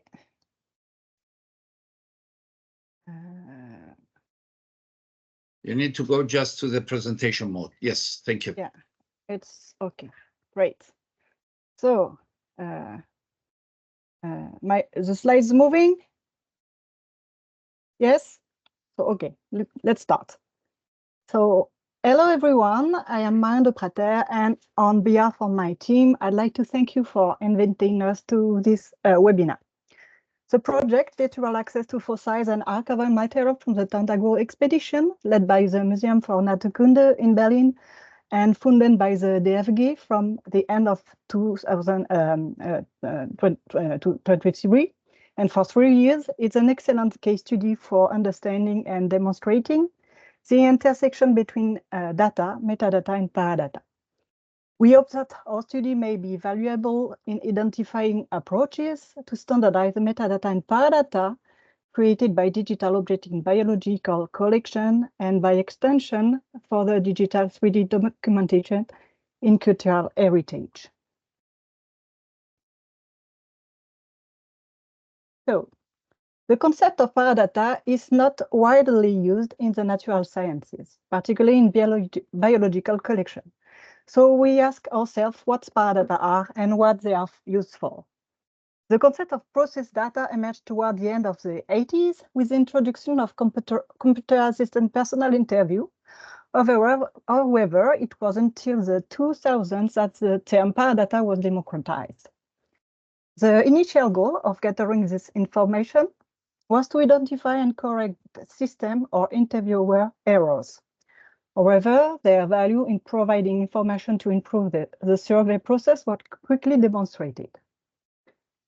Even today, the distinction between the term data, metadata, and paradata is not yet well defined, and there are no standards generally used by all federal statistical agencies. As we saw previously, the term paradata did not exist at the first place.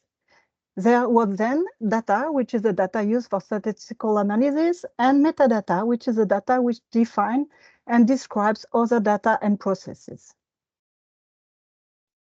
It was only later that paradata was differentiated from metadata and became information about the processes and tools involved in the production and usage of data. The problem is that the definition of categories differ depending on the sources. Thus, some of the data and metadata can be characterized as structural metadata, some metadata and paradata as reference metadata, and the paradata as micro-level details in the data collection process. Or even data becomes the master data. Metadata is formalized data about statistical data needed to search for, display, and analyze those data. And paradata is the formalized data on methodology, processes, and quality associated with the production and assembly of statistical data.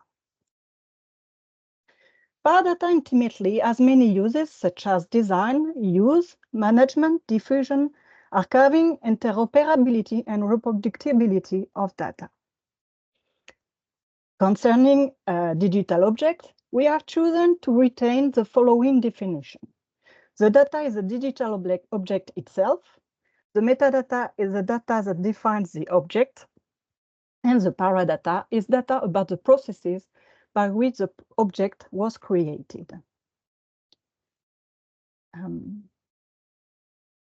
Finally, while there is still a consensus on the definition on what exactly paradata is, the main question to ask are, is this data important and do we need it?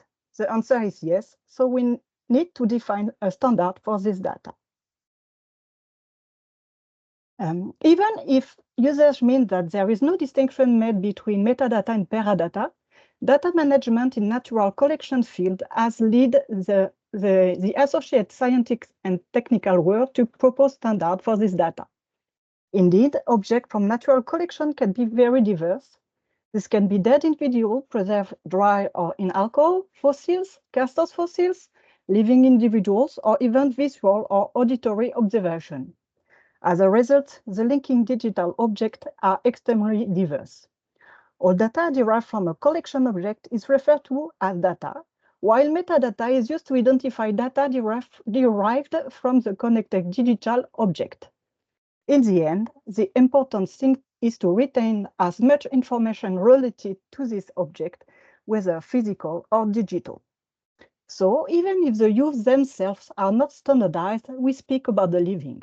Thus, numerous standards have already been proposed, such as Dewey Core, which is an extension of Dublin Core, the ABCD standard, the International Nomenclature Code, and so on. The ABCD schema already offers standard for digital objects and even offers specific properties for images, videos, and audio objects. But unfortunately, not yet for 3D objects. Nevertheless, just to give an example, the Global Biodiversity Information Facility, an international scientific project founded in 2001, which aims to make available all known information on biodiversity, currently document almost 3 billion biodiversity occurrences. This would not have been possible without data standard. Now, a few words about the Tandaguru Expedition project. During the colonial Tandaguru expedition between 1909 and 1913 in German Southeast Africa, present-day Tanzania, the Museum for Naturkunde in Berlin acquired several thousand fossil specimens from all biological groups ranging from mammal to plant, including, of course, dinosaurs. This project aim is to distinguish more than 1,000 dinosaur bones and 2 skeletal mounts in 3D and the archive documents in 2D, and to bring together all the data relating to the collection object, the associated scientific work, and the historical data in a single research environment. By following FAIR and CARE principle, FAIR for findable, accessible, interoperable, and reusable, that has been defined by a consortium of scientists and organizations, and CARE for collective benefit, authority to control, responsibility, and ethics that were defined by the International Indigenous Data Sovereignty Interest Group. All data will be accessible to everyone in the most transparent way possible in order to create decolonial framework for collecting, processing, and visualization of this data. Therefore, the various digitization procedures use data infrastructure and semantic processing adopted for data, metadata, and paradata will be made part of the research platform. What makes this project really interesting for this topic, it is historical context. Because more than 100 years of data, meta, paradata management extend between the excavation of the first dinosaur bones in 1909 and the current digitization efforts. Associated historical events such as colonization to world war, decolonization, political division, and a global pandemic are examples of how throughout history, data can be invisible, destroyed, or inaccessible. Regarding the data, fossils already contain a great deal of data that at its own standard. However, many other objects derive directly or indirectly from these fossils, such as the associated bibliography, archival documents, objects used for transport, or physical twins such as CEST. Each collection of objects also has its own data standard. So if we think of 3D objects as collection objects in their own, we can take inspiration from pre-existing standards and apply them to 3D objects. For the project, we defined a robust protocol for digitizing the object and computerize the associated data in order to ensure that it is robust and sustainable over time. The first step to providing a reliable, robust, and reusable data is to apply the most appropriate technique to each object. To do this, we take into account the external characteristic of the specimen, for example, the size, the complexity, the fragility, the access of the specimen, and so on. And based on this characteristic, we use different techniques and surface scanning devices to create the digital twins.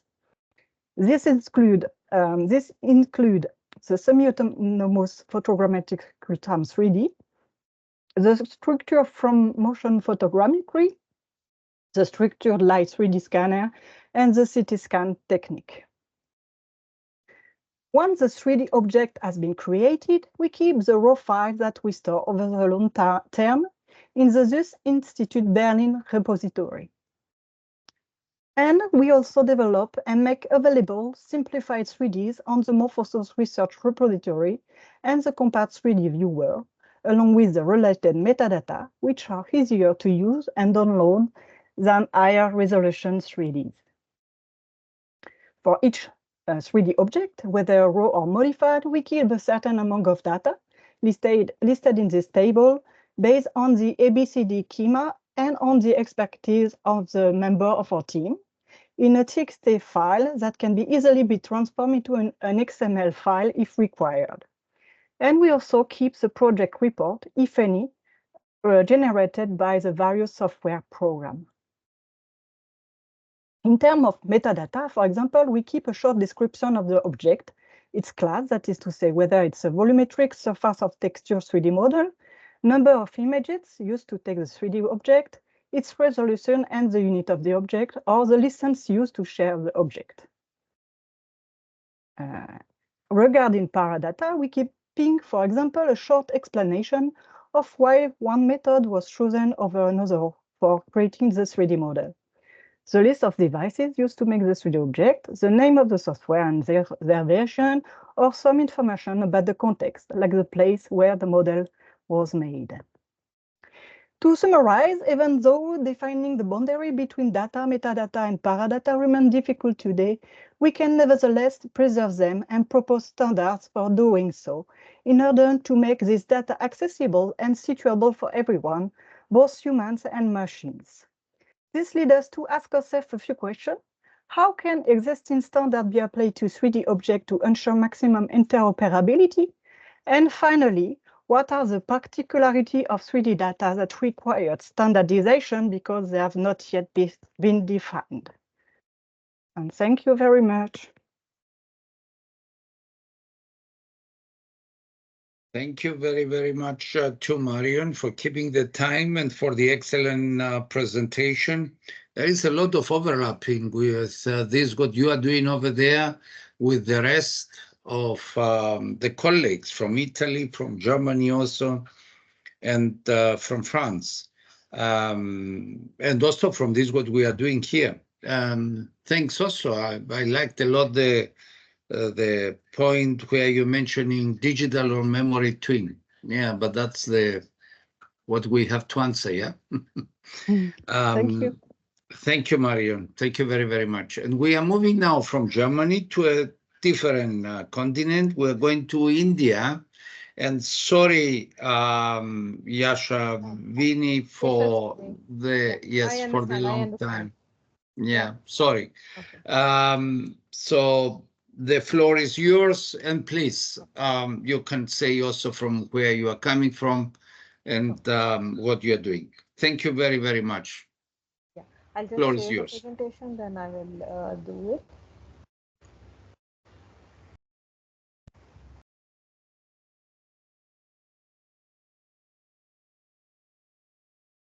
Okay, so you can see the slides. Can you see the slides? Yes, yes. And they are moving, right? Yeah, okay. Hello, everyone. I'm Yashaswini Jaidevaya. I'm a PhD scholar at the Indian Institute of Technology, Kanpur, India. I'll be presenting a paper titled Translation as a Practice Ontology to Script All Data, a case discussion. In the previous session, as well as in this session, multiple presentations covered many topics concerning metadata and paradata, including the question of provenance, design detail, and the importance of process and context of production. One component that was very briefly raised was regarding theoretical lens use in practice, and its influence on process and context of production and the concerned data. For example, in the previous session, in the message, there was a brief mention of hermeneutics use in technology and digital practice context, though discussions did not proceed further. I take this presentation as a chance to discuss one such practice-based application. In this work, the theoretical concept of translation from actor network theory is used to follow the process of 3D creation for a 2000-year-old brick tank system, and has greatly influenced the symmetrical archaeology school of thought in the discipline. This theoretical concept also has been applied through, though limited, in archaeology and heritage research. As this work integrates practice theory, I will start by noting very briefly where the technology concerned discussions are located in the disciplinary practice and theory, and then move on with the case discussion. So, the primary reliance in archaeology, specifically I'm from archaeology, as you can consider it for cultural heritage also, is an empiricist approach, because of which data collection as well as management gets reinforced. So with the introduction of multiple disciplines as well as methodologies, and then with the processual urge, they tried to look archaeology as a scientific discipline. However, post-processual turn challenged the positivistic lenience and the conception of scientific discipline. Further, within this 20 years, the material turn emphasized and brought things are material into center stage, questioning the human agency. Many criticize that the digital and technological turn, where we have reinforced the data and other things, sustains a continued preference for the positivistic direction of the discipline, or as a new positivism is on the rise. So, considering all these things, how do these discussions impact the data of knowledge production practice? Does it change the way we treat data in all these production, adoption, and all its forms, or not? So I believe that the paradata and metadata about the knowledge or model production can ease the positivistic positioning of the technology and specifically 3D models. In this work, the knowledge production process is considered as a heterogeneous actors network action according to actor network theory. That is, in the sense, it's like if you are engaged in a knowledge production, it's an actor network where multiple actors are part of it, including non-humans. So, and the translation is a process of transforming materials, actors, and text into inscriptions. Inscriptions you can consider as knowledge claims. In our case, presently it can be 3D model of the specific archaeological remains as such, thereby establishing identities and the conditions of interaction and characterizing representation. So now, once I briefed you about my project basic, which is comparatively a lot more different than whatever the presentations we are hearing. So I will start with the present project context. The archaeological site of Shrungverpur, which one of the remains which I'm using from there, is located in the district of Allahabad, presently called as Prayagraj in Uttar Pradesh, India. It's actually a village located on the left bank of the river Ganga. The blue line is river Ganga. It stretches along the river Ganga for more than a kilometer in length, and width is unknown. Because it's assumed that the river has shifted towards the site, which is not proven completely, but it is an assumption. Site was excavated for 9 years. This is actually the key site plan of the site. Site was excavated in 7 places, and SVP4, basically a burnt brick tank system with interconnected channels, was excavated. When the existing data in the excavation report was critically examined, many discrepancies were found in the made claim. So as archaeological records were not aligning with the made claims, therefore it was decided to create a 3D model of the tank system to simulate the water flow to check the possibility of tank system being a flood water harvesting and storage system. I will just brief you how it was assumed to be working. So in this context, in present context, it was not just the 3D for visualization purpose, is also 3D which can be used in a competitive environment as such. So as you can see, this is the tank system location and this is the river Ganga. And as of today, there is around 50 to 70 meters distance between the river and the tank system. What it was 2000 years ago, we are not very clear. And how it used to work, according to the previous excavation report, this is a natural water drainage gully or drainage, which is to bring water from the upper reaches into the river whenever it rains. However, when the river soars because of the rain, so it's it very was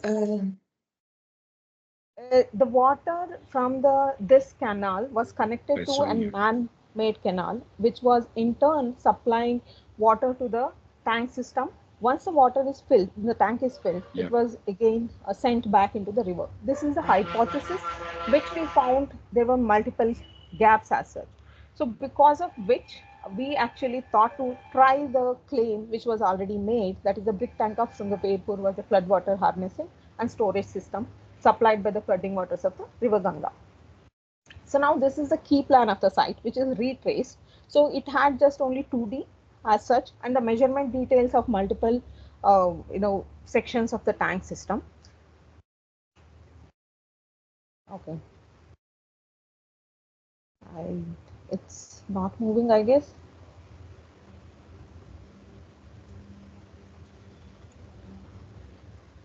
Okay.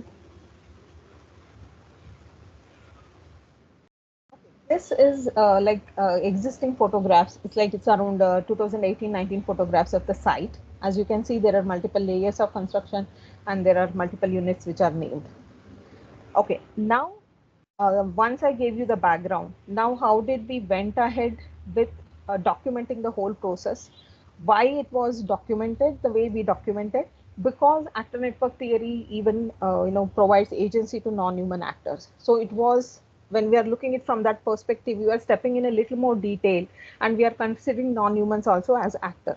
So first stage, first moment in translation is about knowledge need. Why the knowledge need is supposed to be. This is just one of the brief tables, but the table will have a very detailed description. So now I actually had 4 technological interventions with the site. However, these 2 are related to 3D. First one was related to LIDAR, which actually was in a way wasn't useful for us because we weren't able to change the LIDAR data into a simulatable 3D model. That's why we again created 3D model, which I will be speaking to. So here, as you can see, we clearly mention actors as technological actors are listed, but other actors will come further where we will locate. So here you can also see the objective as ANN objective. That's one of the networks among the 4 networks. And what it translates in the sense, initial knowledge claim was it being a flood water harvesting, and actually with our modeling and then simulating the model led to the understanding that it was just a water system. So now in the initial moment of translation, we supposed to document, or we supposed to identify who are the actors. IA is the initiating actor, that is in the sense it will be me. Then focal actors are the ones who basically involved in negotiation, who set certain boundaries. For example, as you can see, there is even my thesis supervisor is mentioned there because she sets the boundaries related to research and then institutional norms. So each one, and then there are site actors. Each part of the site or tank will be listed, non-site actors, and the technical actors who are all, and then what is the translation occur. So, and in the next second table, if you come to, it clearly states what is the epistemic objective and what is the objective for the network, or the knowledge network which I built, where there is a clear distinction of what it leads to what and clarity. So then comes the second moment of translation, where we literally take up every activity you list, as for example, funding related or permission to access the site. All those are listed with the specific actors who are involved, human, non-human, everybody, as well as the roles which are emerging. Or why are these actors interacting? What are they trying to negotiate as a role? So those things are listed. For example, here, as you can see, when it comes to documenting and calculating the measurements for the brick tank model, you see the number of actors who are interacting. Even writing materials become actors. And what are they trying to negotiate? Because I as of now, I just had a 2D image, and now I need to negotiate with a 3D. So in such a way, you go ahead with it. In the second actually moment is where you will have all the detailing of the activities. For example, this was a key site plan. So in order to visualize it at the 3D level, I just did hand drawing. It's just, convert the 2D into a 3D as such. as well as plot the measurements which are provided in the excavation report. Then there are MSL heights for each of the baseline of each of the monuments. Hold this one. Those were addressed, and then they were appropriated, considering one as a feeding channel as a base level, which is 0, and others were appropriated. In the same way, for every specific unit we have measured, and as you can see, there are multiple colors here. So for example, as you can see here, there are 2 steps of large bricks. I don't know the specific measurements which are mentioned in the excavation report, but excavation report mentions about the brick size. So you multiply it. So in this way, multiple things are derived, and they are very much detailed for pages and pages, how we have derived each measurements, if they are, and if they are conjectural, how we have done with this. This is the initial one. This we just did it in Maya, and because we didn't have a 3D, we just wanted to visualize it. It was not simulatable. So then there were certain measurements which we were missing, which were not there, and from site we could have taken them. Only those things we did take, and we did take them from just the hand measurements as such. So then the time system was created. As you can see, each part of the time system is detailedly measured, are provided in comparison to what is actual measurements and what are the measurements we have given. Our model came up to, and this is a model which resulted in SolidWorks, and this is again 2 different directions or dimensions. So then for each of these varied measurements, we listed 8 categories where we intervene. There is varied measurement, discrepant measurements, intentionally eliminated. There are some, for example, stays and other things we eliminated from the time system model, basically because it was not needed for us for the simulation. And it was a full scale model because tank system is around 230 meters long. So this is just an example. As you can see, water used to enter and exit. There is a funnel shape in the soil, which actually we created, though there is a mentioning of it, but it is not given in the measurements are not given. So, okay, one second. Then there are some things which we eliminated. And actually this area is something which is not excavated at all, as you can see in the image. And then again, there are stratigraphic levels which are on each other. So these are mentioned very clearly how we have calculated them. And then this 4th retaining wall was not with the measurements. And this retaining wall was not at all there. It was ruined. It didn't exist as a. And then this area was not excavated. It's just a 3-meter stretch. So, okay. Somebody's speaking, so I can't see my presentation. No, you unshared your presentation, I think. You need to share it again, Yashafin. Okay, I will do. Yeah.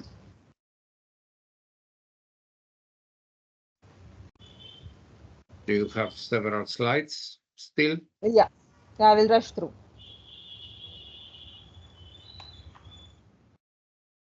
Okay.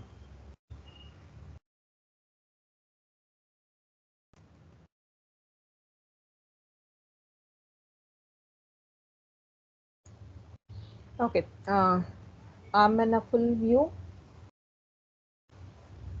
Okay. So this you can see because I said we needed simulatable. Yashavini, yeah. Do you have 26 slides? You have another? Yeah, I will be finishing it. I will be rushing through. Okay. Yeah. So meshing was important for us because meshing also had a volume. That's a positive volume and negative volume, because this is a negative volume and this is a positive volume. So, and then we did improve mesh depending on our simulations. So results and interpretations were also documented in the same way, where the negotiation happened and within which actors did what. So then the knowledge claim, what happened? Our knowledge claim was different. And then we also listed the, wherever the publications have happened, as presentations have happened, in order to be clear. So this is the model, which I would say, which, includes Paradata of the whole process. And then where we include empirical epistemic details as well as process details for each of the moments of translation. So And if further questions comes with the dissidents or the changes, it can be addressed as such. These are the funders for the project, and this is just a comparison reference for what is assumed to be in a media and what actually the time system was. Thanks a lot. Well done. Thank you very much. Interesting approach on how you bring all this together to create knowledge. Congratulations. Now we are going to move to Sonia instead of Maurice. Maurice is going to be delayed to join us. In case that he will not manage, we still have his presentation in a video, and we will present it at the end.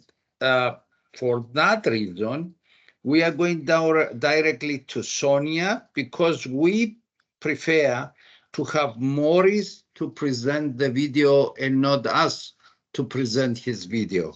Therefore, Sonia, I don't know if you are here with us. Yes, you are, I'm here. Good afternoon, everybody. Excellent. Good morning. Okay, I try to share. I just also sent to you the presentation in case I have a technical issue. Can you hear me well?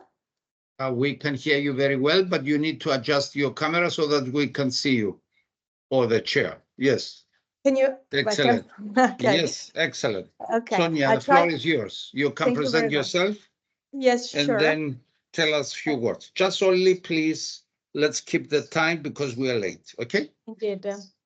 Thank So you. I'm Sonia Giovinazzi from Enea, Italy, and I will present very quickly about, can you see well the presentation? Oh, fantastic. How the integration of Paradata and Metadata in both 2D and 3D models can support the resilience of cultural heritage to climate change and other natural hazards. So this is the result of a project, of a European funded project that lasted in 2023. And then it's a very hot topic, I think. So we all know how vulnerable the cultural heritage is to natural hazard. And so the project aimed to increase the resilience, incorporating also a co-creating approach where everybody could somehow provide the knowledge, the know-how, and also their feeling about cultural heritage. So we had 4 pilots in the project. Not sure why it's very low in changing the slide, but hopefully will come the next one. We had 4 pilots. There were Camerino, Bratislava, and let me see.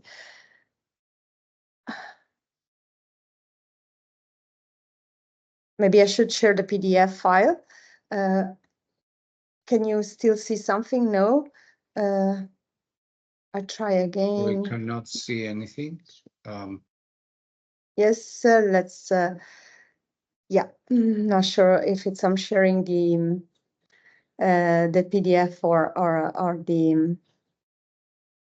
However, yeah, that's the PDF is working much better. Sorry.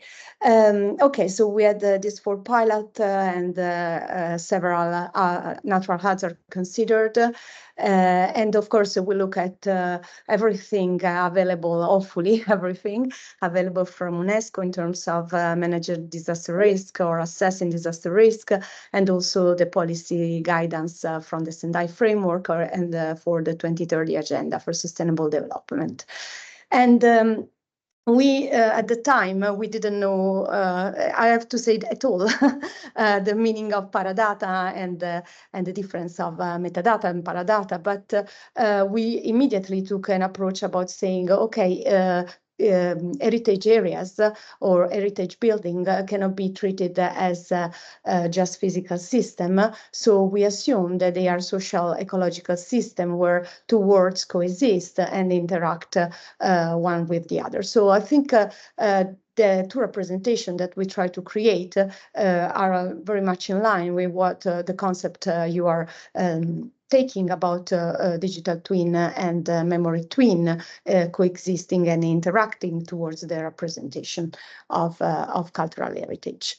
So I try to provide maybe an example of this with reference to Camerino. Camerino, it's a small cultural heritage village in Italy that was unfortunately struck by a very strong earthquake, among many others.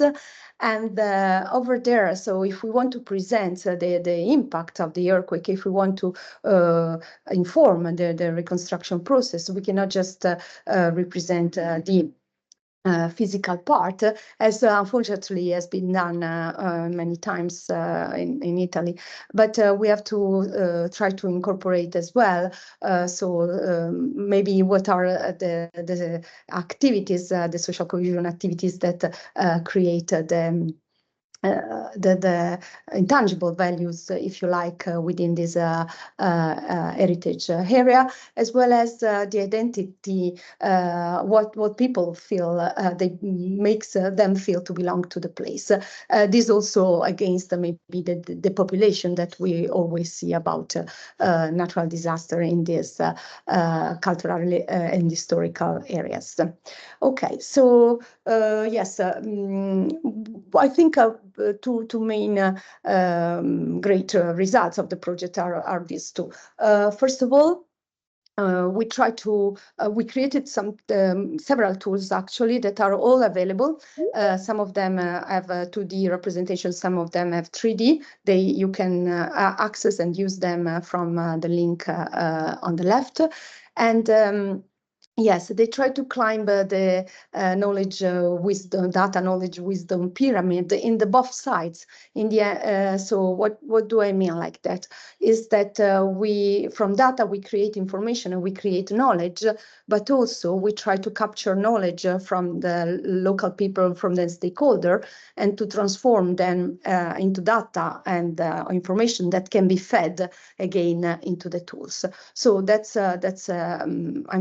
to me a very nice concept that and the other very nice result that came out from the project is this integrated disaster risk management and climate change adaptation tool. This no, it's not a tool, it's a framework actually, and this is part of CWA, that means a chain workshop agreement. So it's something that is a starting of a standard and can become a standard in the future. Yes, I will, and as a main probably conclusion, and I will go a couple of more slides, but I want to say this here. We would love the opportunity to collaborate with whoever is interested to maybe advance these two big results into all the amazing things that have been seen today and in the previous workshop. Okay, so yeah, the information system is this one, but I saw this morning, sorry, at the beginning of the workshop, amazing things. And actually, I think that one of the first presentation was saying we need a case study to prove our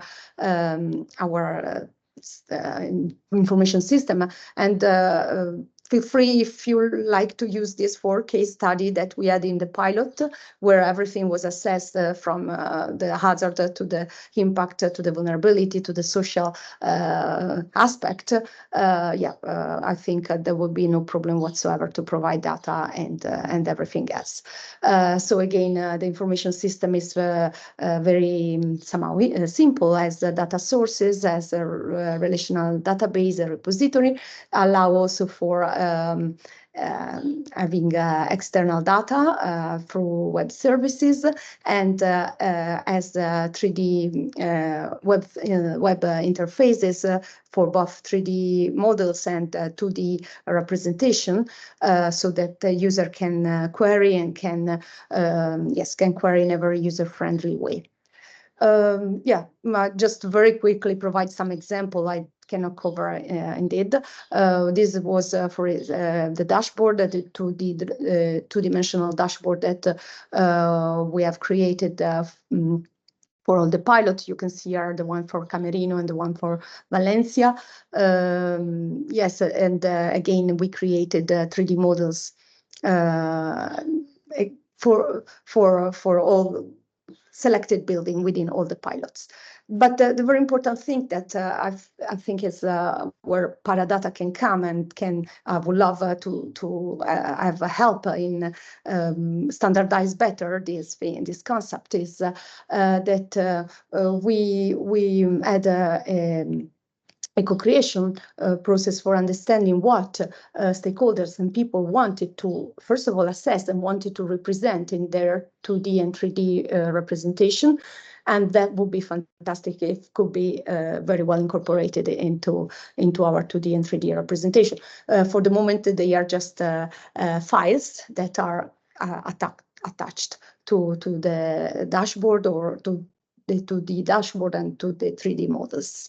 Yes, and again, as I said, it was a completely co-creative approach, also understanding what the decision maker, what the people from wanted to see, which were their questions.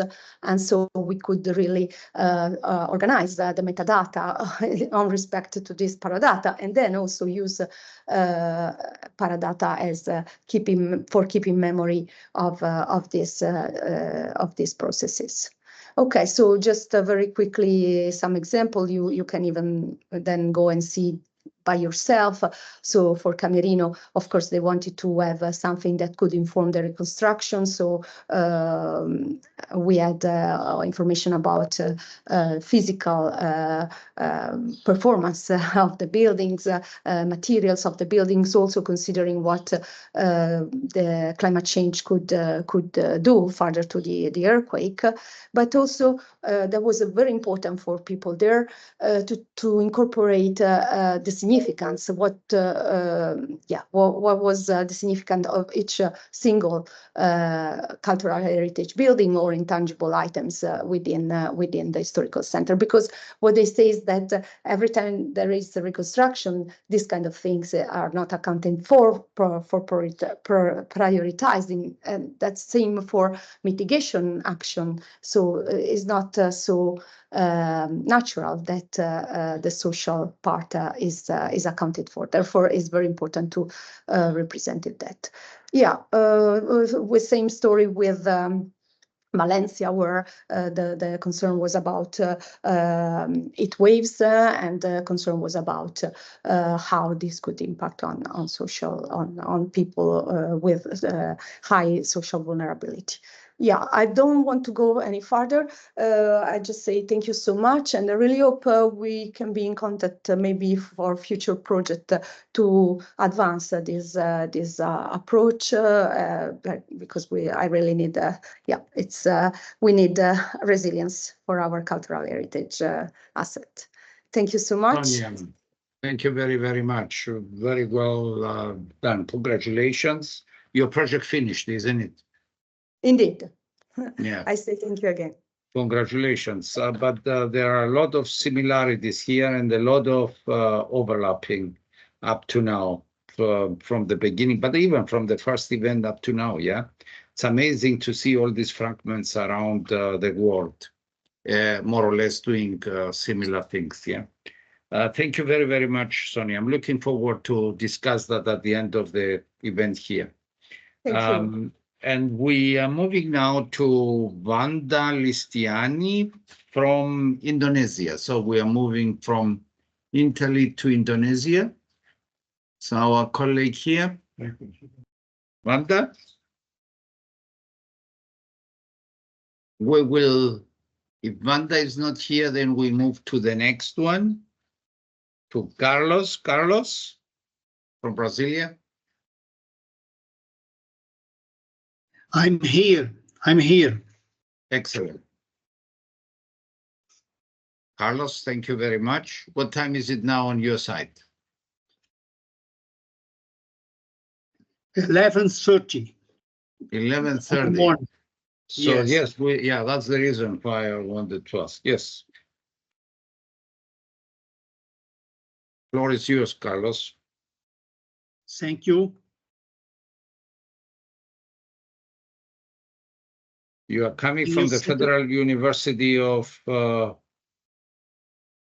Minas Gerais. Yes, Minas yes. Gerais. Okay, floor is yours. Can you see the presentation? Yes, we can see it. And the slides are changing. Yes, yes. No, the slides are, yes, now are changing. Yes, it was a time delay. Okay. Yes, Okay. everything is okay. Thank you very much, Okay. Carlos. Floor Okay. is yours. Good afternoon for all. Good morning here in Brazil. I'm Carlos Marcondes. I'm a professor in Minas Gerais Federal University and Fluminense Federal University, Brazil.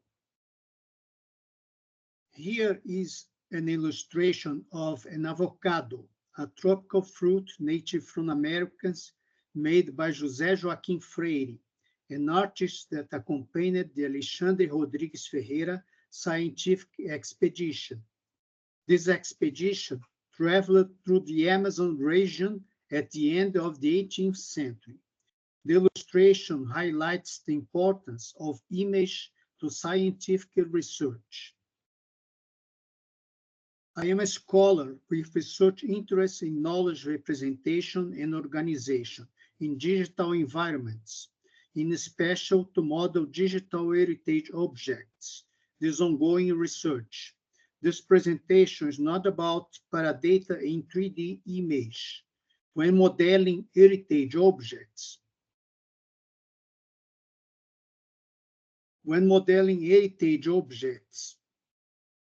it was identified that the patrimonialization process of an heritage object, that is, the process through which an heritage object is included within an heritage institution's collection, is a source of metadata, similar to the paradata of 3D image. I hope to learn a lot with the other presentations. And here are the questions addressed by this research. What is patrimonialization? What data is generated by the patrimonialization process? And the object is to propose a conceptual model for the patrimonialization process of heritage objects. Here is the presentation summary. How an object becomes an heritage object.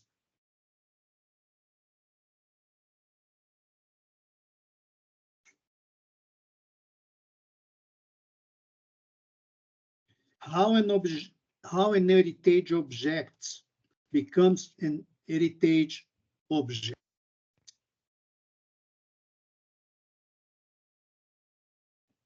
How are the possible kinds of provenance of an heritage object? Direct from the fields, by donation, by exchange, or by acquisition. And here are some concepts, some citations that are useful to conceptualize the patrimonialization process. Heritage objects are objects separated from their original context and transferred to a new museum reality in order to document the reality from which they are separated. It implies the attribution of value, a judgment made by the cultural fields that consigns it as an element with a differentiating character. And by distinguishing it in this way, it makes it special and a preeminent position compared to other objects of the same nature, giving it a sense of exceptionality. Despite all these kinds of provenance, patrimonialization is the process through which an object is integrated into the collection of an heritage institution and then becomes an heritage object. Patrimonialization is also a research activity which reconstructs and documents an heritage object context.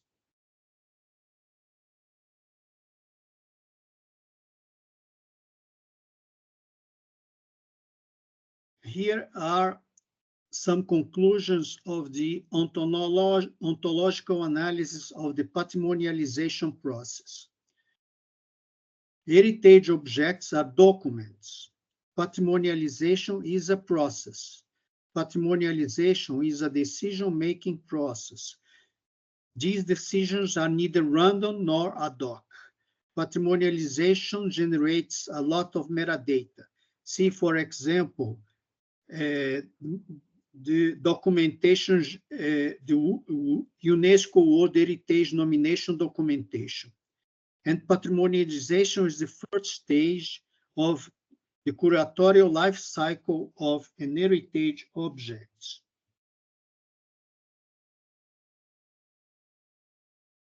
Conceptual model of the patrimonialization process uses entities and properties of several conceptual model and ontologies, as, for example, Dublin Core terms, DActs, the Document Acts ontology, EAO, the Information Artifact ontology, SciDoc CRM, the SciDoc Conceptual Reference Model, RIC CM, the Records in Context Conceptual Model, EDM, Europeana Data Model, TOP, Type of Heritage Objects, BFO, the Basic Formal Ontology, ATT, Art and Architecture, Thesaurus, Getty Foundations.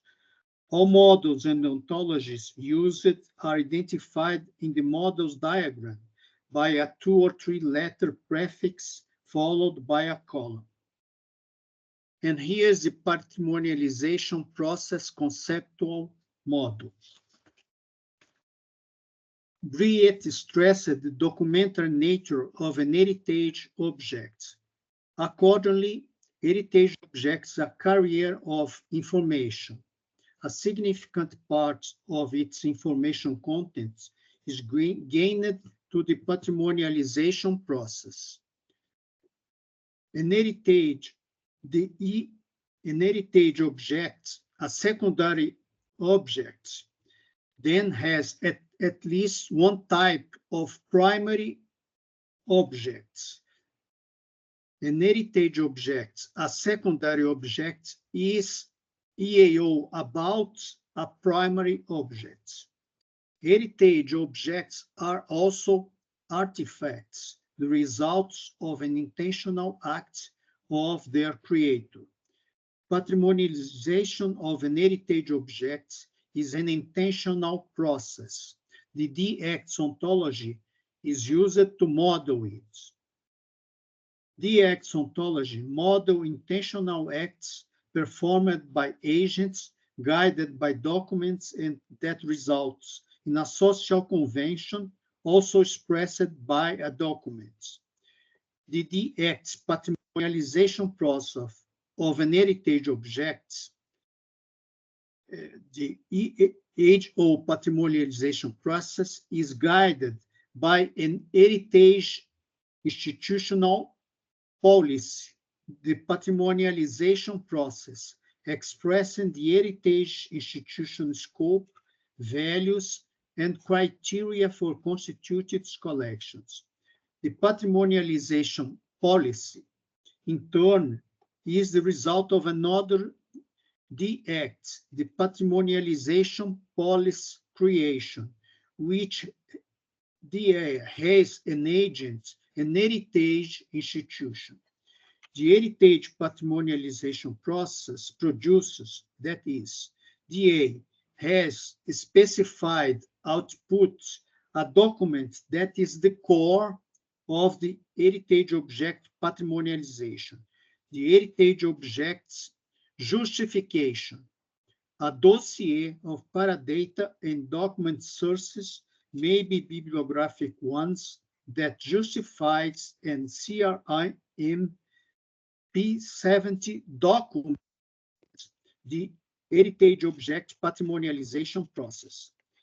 The heritage object patrimonialization justification has another Paradata sets and documents, as the heritage object's chain of custody, metadata concerning its authenticity and integrity, the heritage object's appellation, history, etc. The heritage object patrimonialization justification as a dossier containing metadata and documents is a record set. Heritage objects and its primary heritage objects, EDM has one or more digital views. Such digital views may have digital views Paradata associated with it. The ATT site is the site of provenance from where the object came from. It may also, EDM has views some digital views. Any of the digital views captured during the patrimonialization process, as they may be reality captured, must be connected to heritage object metadata by the property EDM has view, according to the report Europeana Review of EDM to Support 3D.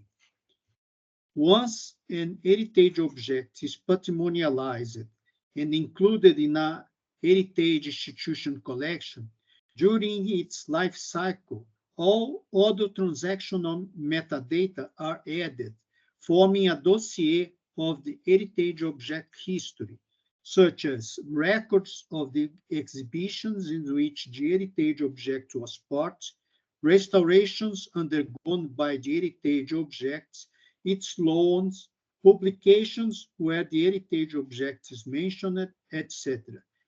Such transactional metadata are not represented in the model. Concluding remarks. Patrimonialization is the entry point of a chain through which heritage object is appropriated by culture in general, by an heritage institution, and becomes fit to successive curatorial activities. Patrimonialization also assigns to an object metadata that supports curatorial activities throughout the whole heritage object's life cycle. Such metadata are essential inputs to curatorial and collections management. An heritage object model has a role in proposing different phases through which heritage data can be described, found, sought, explored, and accessed. This increases heritage object plasticity and potential of being largely reusable by culture, science, education, and citizenship. And these are the reference of the research. Thank you very much. Thank you very much, Carlo, too. That's really how colleagues from the other side of the continent or from the Atlantic Ocean seeing this part of research and development. Thank you very, very much, Carlos. Well done. Congratulations. And we are moving now from Brasilia back to Spain, to Europe, with a contribution from University of Sevilla, from our colleague Pedro Luengo. Pedro? Yes, hello. I hope you can see my presentation. I can hear you and I can see your presentation. Thank you very, very much. I don't know who modified here the way of the view of the presenters in this way, but okay. Pedro, let's move. Okay? If Thank it's you. okay Yes, for you. let's go. Okay. Yes. Thank you. First, I would like to thank the organization for giving us the opportunity of sharing our last doubts and probably some conclusions about the possibilities and limits of metadata, Paradata, and 3D and heritage. I would like to apologize for not attending the first part of the meeting because I have a long morning in the university, and I couldn't attend until 1 hour ago. Well, with this presentation, this long list of authors, which are members of my research team, we would like to share with you our preliminary conclusions regarding Paradata applied to our problems regarding built heritage. I'm fine. Yes. Well, the first thing I might explain is why we are interested in Paradata, and this is something that we discussed in a few European projects we took part in the past. In many cases, 3D models have been considered just visualization or a way to better show our results as researchers, something in a more attractive way. But our perspective is quite different. We consider the 3D model as the first step to a new research, to a new range of possibilities regarding mainly digital simulations. If we have a 3D reconstruction or a 3D model of different origins, later we can do a lot of things with these models to research, to get more data about the building, and to do this process. Of course, we can start with our own models, but it is much more logic, much more interesting, grounding our research on our models and also in those provided by other research projects. But to do this, we need to know very well if we can trust on this model. Paradata are crucial in this way. And second, we might identify systematic errors in order to introduce changes in these models or be careful with these models to be lately reused. And in these two perspectives, Paradata are crucial. In fact, it has been underlined many times the importance of Paradata in terms of reusing or in terms of trusting on the originals. But if we go to the original definition of Paradata, not for heritage or for humanities, but for other disciplines, the identification of errors was one of the first intentions of good Paradata.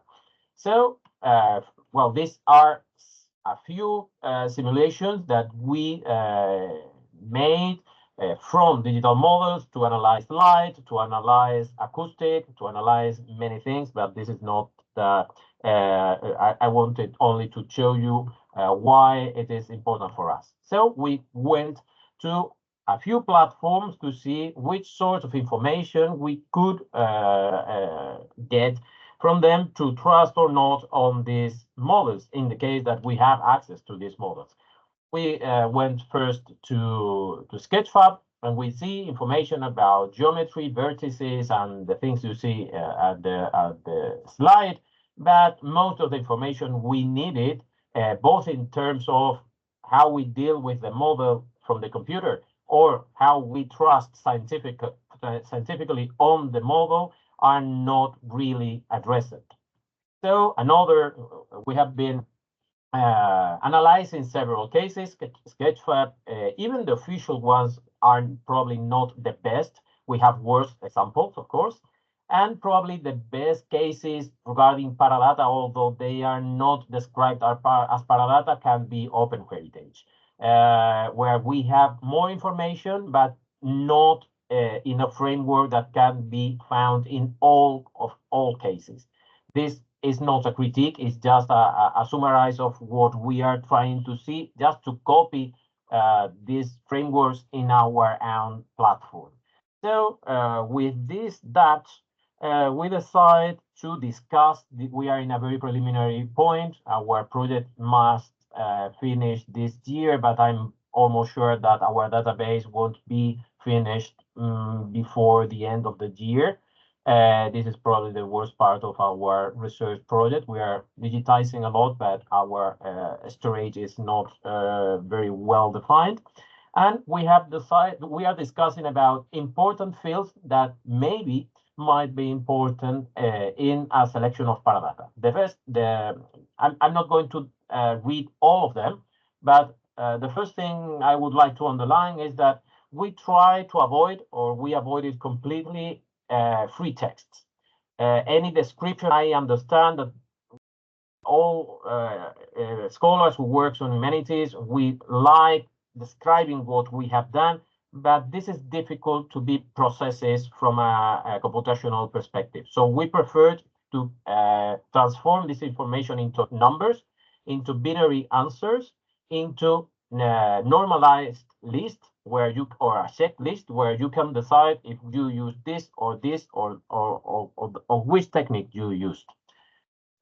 This is the description of the fields, and the reason this is the first slide regarding the Paradata. We have 3 more, and in the last column you can see a proposal to provide a level of importance of these items in terms of robustness of the model. If it is low, if it is medium, or if it is high.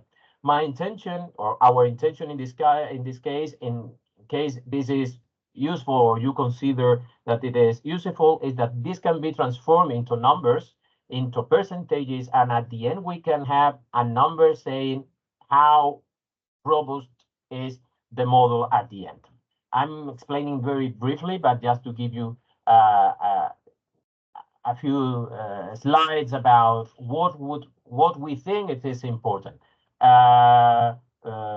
Yes, well, a few, maybe 2 rare cases, but we thought that were important. For example, the temperature of the atmosphere at this moment, when you were working fieldwork, we saw differences between cloud points, depending on temperature. And for this reason, for example, we included these numbers or duration or so on. If we have or not calibration measurement, that it is something that we have discussed a lot in our previous research project, that we don't need only Paradata about fieldwork, but also about the lab process, which is a completely different field. And this is all the information we have been discussing. This is maybe too detailed, but it is important. And finally, the problem of rights. Who owns the model, and what for, and why, and all this information. I'm trying to be very quick, but just in case if of any interest, we can discuss this later. Well, if this is our main intention, to provide an easy to implement list of Paradata that can be used for several projects, because if we don't share a minimum Paradata frame, it would be very difficult to really trust on the bigger on the models to do all the things in the research field. So I would like to thank you very much, and I hope it is of your interest, and we can discuss in detail in the Q&A. Thank you. Thank you very much, Pedro, for keeping the time and for presenting your version of bringing together information to create the story, the knowledge, the memory. Thank you very, very much. Congratulations for your approach. We're moving to the next presentation, coming from a colleague, Antonio Suazo Navia, from the University of Chile. We are going back to the American, to the other side of the ocean, Atlantic. Antonio? Antonio with us? Antonio was previously with us. Yes. I am here. Thanks so much. I'm trying to actually share my screen. Right, the entire screen.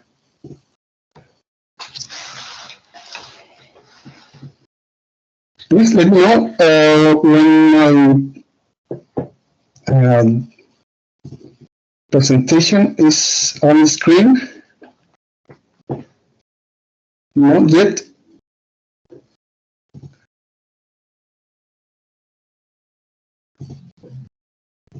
You are trying to share your screen, not your presentation.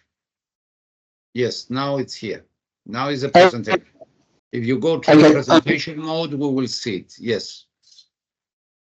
So I'm going full screen right now. I'm afraid I won't be able to see anyone, but okay. There is a problem with your sound, with the audio. Really? Oh, sorry. I'm turning up the volume right now. Maybe that could help. Let's move and we will see. Okay, thank you. First of all, many thanks for the invitation. It's a great opportunity for being here and presenting the preliminary results of our research. Paradata was not a thing when we started our project, but in the mid of it, we kind of Paradata turned out not only a good partner of the project, a good discovery, but also a crucial thing during the development of the project. I'm going to tell you about that. My name is Antonio Suazo. I work, as you stated, at the University of Catholic University of Chile, and we're doing a research group, Evidencia Visual. Yeah, let's go jump to it. First of all, within the virtual reconstruction, we noticed that there is some, state of the art regarding the processing of photographs, and we want to make a contribution. Kind of pushing the limits of what is capable of doing right now. So this very moment we stated that we wanted to push in two directions. First of all, we wanted to extend the potential from single buildings to urban scale reconstructions. And at the same time, it seemed to us that archival photographs weren't receiving so much attention. Most of the attention has received the processing of photographs that are, captured for this purpose, photogrammetric workflows. But we wanted to know and validate eventually innovative processing workflows for the use of archival photographs. So, well, Chile is a country from South America. We are a young nation of just 200 years. But even that, there's some interesting topics for research. And virtual reconstruction has been proved a valid methodology for knowing the past condition of the BFT heritage. So, at the very beginning, we wanted to know what about based our reconstruction only on historical photographs? And this presented the first aspect of the main problem. So far, urban scales reconstructions are, has been a theme of the literature. But so far, I'm mostly regarded with native digital photographs. But if we want to go beyond that and work with archival photographs, we want to have challenges and actually problems because we have no metadata. Most of the time, we're working with digitized plates, and there are no camera intrinsics or optical information, not even GPS, none of that have been proved to work with the native digital photographs. So that was, the first challenge to cope with. Only because of that, we noticed that most of the archival photographs are kind of presenting this both spatial and temporal fragmentation, so there is no redundancy for source information workflows. And most of the time you encounter phenomena like this one. The building that is depicted in a certain photograph is not depicted in a later photograph from the same color. And most of the time there is no most of the visual clues are very hidden within the image content of the photographs. We wanted to know what about performing a virtual reconstruction only for archival photographs. At this point, Paradata became a crucial and central thing of the research. And we noticed that the current tools weren't really suited for this particular challenge. I'm going to explain that. And at some point, we kind of inverted the approach. And instead of thinking about the discontinuities, we started to look after the thing that actually allowed us to kind of interconnect the photographs. So we started to think about how about defining some workflow that satisfies these three criteria. I'm going to read out. First of all, we need to link to mention these sparse, fragmented, identified visual clues. We wanted for this system to keep a record of the sources used in order to, at any point during the reconstruction process, actually make a query and conclude where the sentences come from, and at the same time to make all this, iterable and updatable as many times as necessary, because uncertainties kind of emerge during the process, both temporal and spatial. So this is the case study. We are working with almost 500 photographs coming from 3 institutions. And we set up this spatial and temporal definition for the reconstruction. And we started to set up this workflow. One of the main things was the camera registration and the element segmentation. We needed this for getting to localize the photographs in space using a global coordinate system. But regarding Paradata, we were fascinated by the possibility of at any time make a query to the system and eventually get to know, okay, this reconstruction that the system is proposing actually came from certain clue that is in another photograph that in turn is coming from a different photograph and all of that. So as preliminary results, we're coming up with the definition of Paradata as a chain of certainties that are kind of interconnected certainties, all of them sparse set it up in each of these photographs. And we are representing this right now, this chain of visual evidence as interconnected bonds.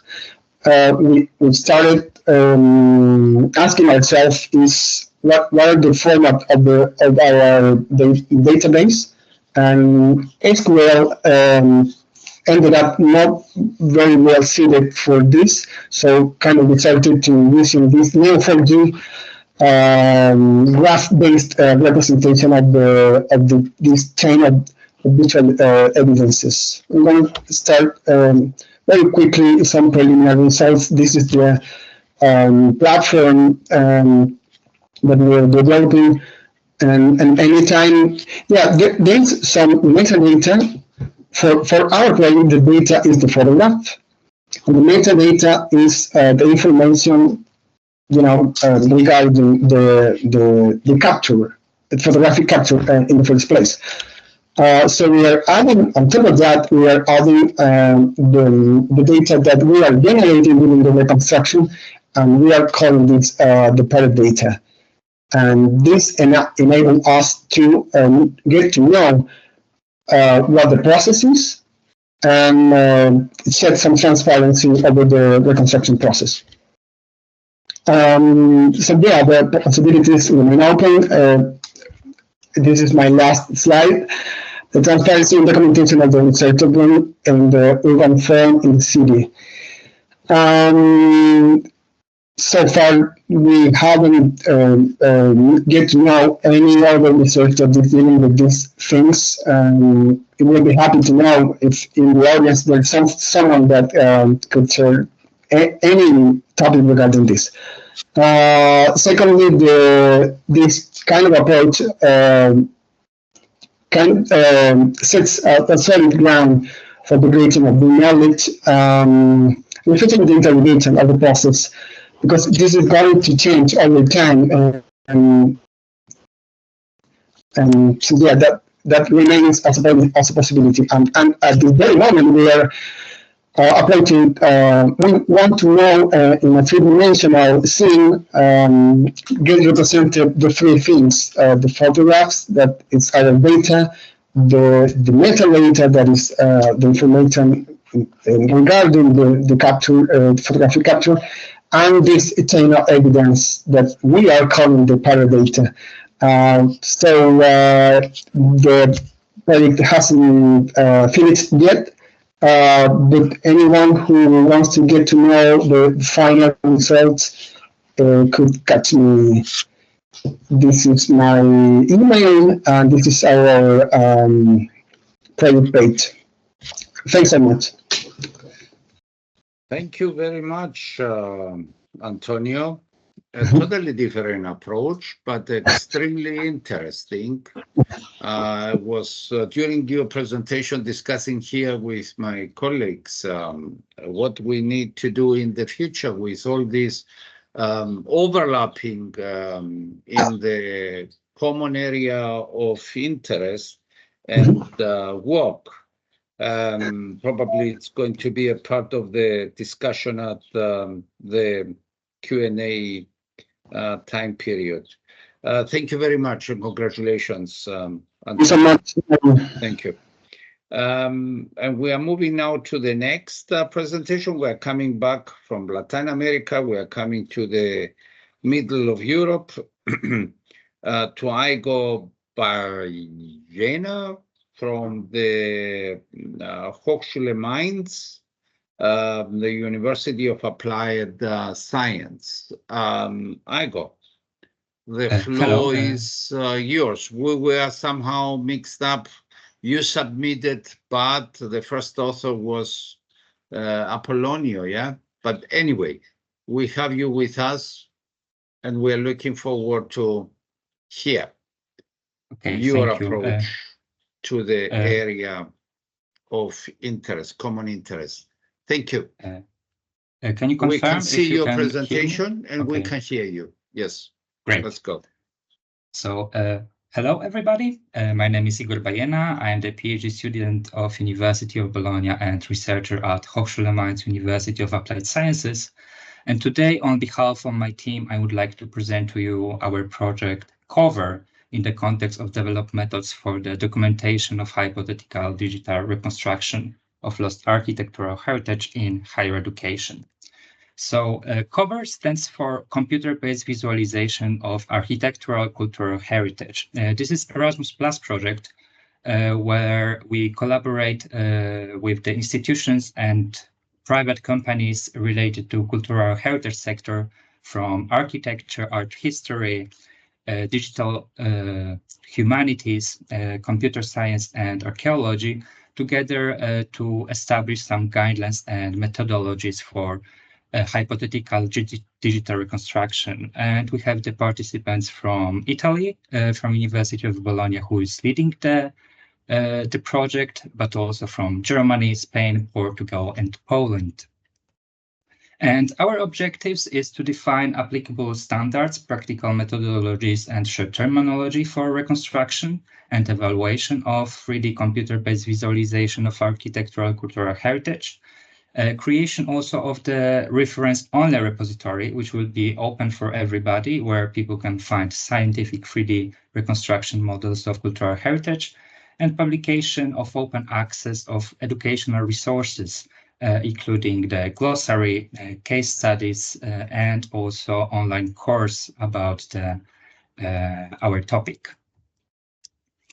And the starting point was to define and classify the definitions around the hypothetical digital reconstructions, because those terminology is very blurry and often causes some misunderstanding between different scholars, especially depends on the field. So that's why we collaborate together from different disciplines to establish a common ground floor in this topic. So here you can see some terminology which we gathered together around the representation methods and modeling techniques.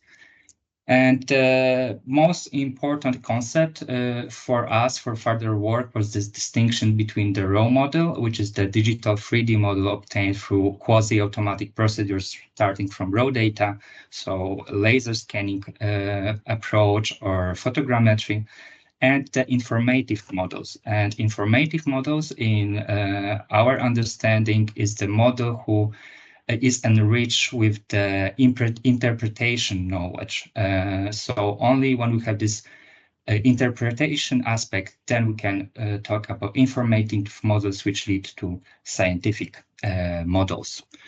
And based on this, we developed a methodology of scientific reference model. This is the methodology which for hypothetical digital reconstruction, which includes this aspect of interpretation through object segmentation, classification of the gathered sources, 3D modeling of different parts, and enriching these parts with some metadata.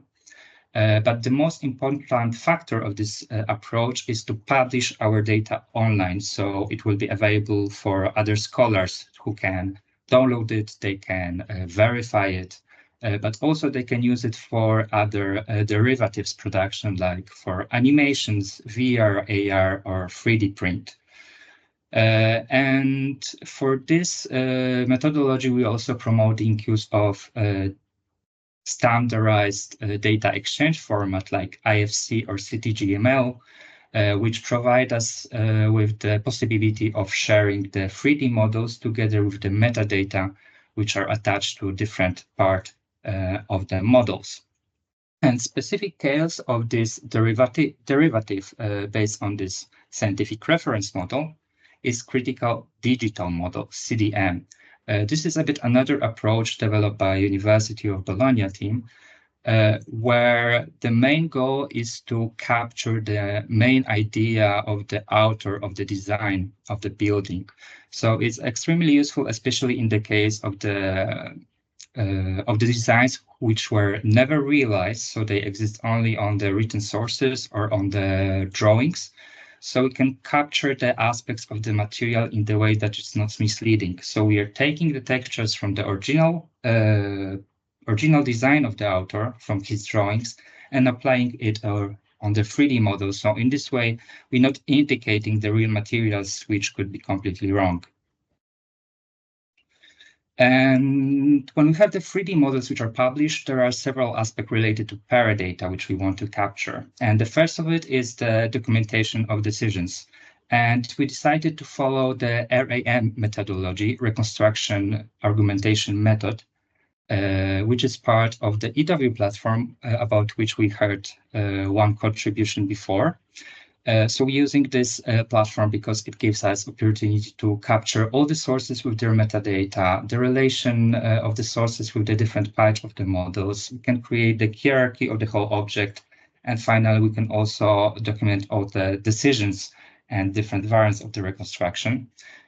So it's extremely useful. And also we can export these PDFs. So all the information could be not only stored in the database, but we can also create the documentation which we can print and store in our home or university.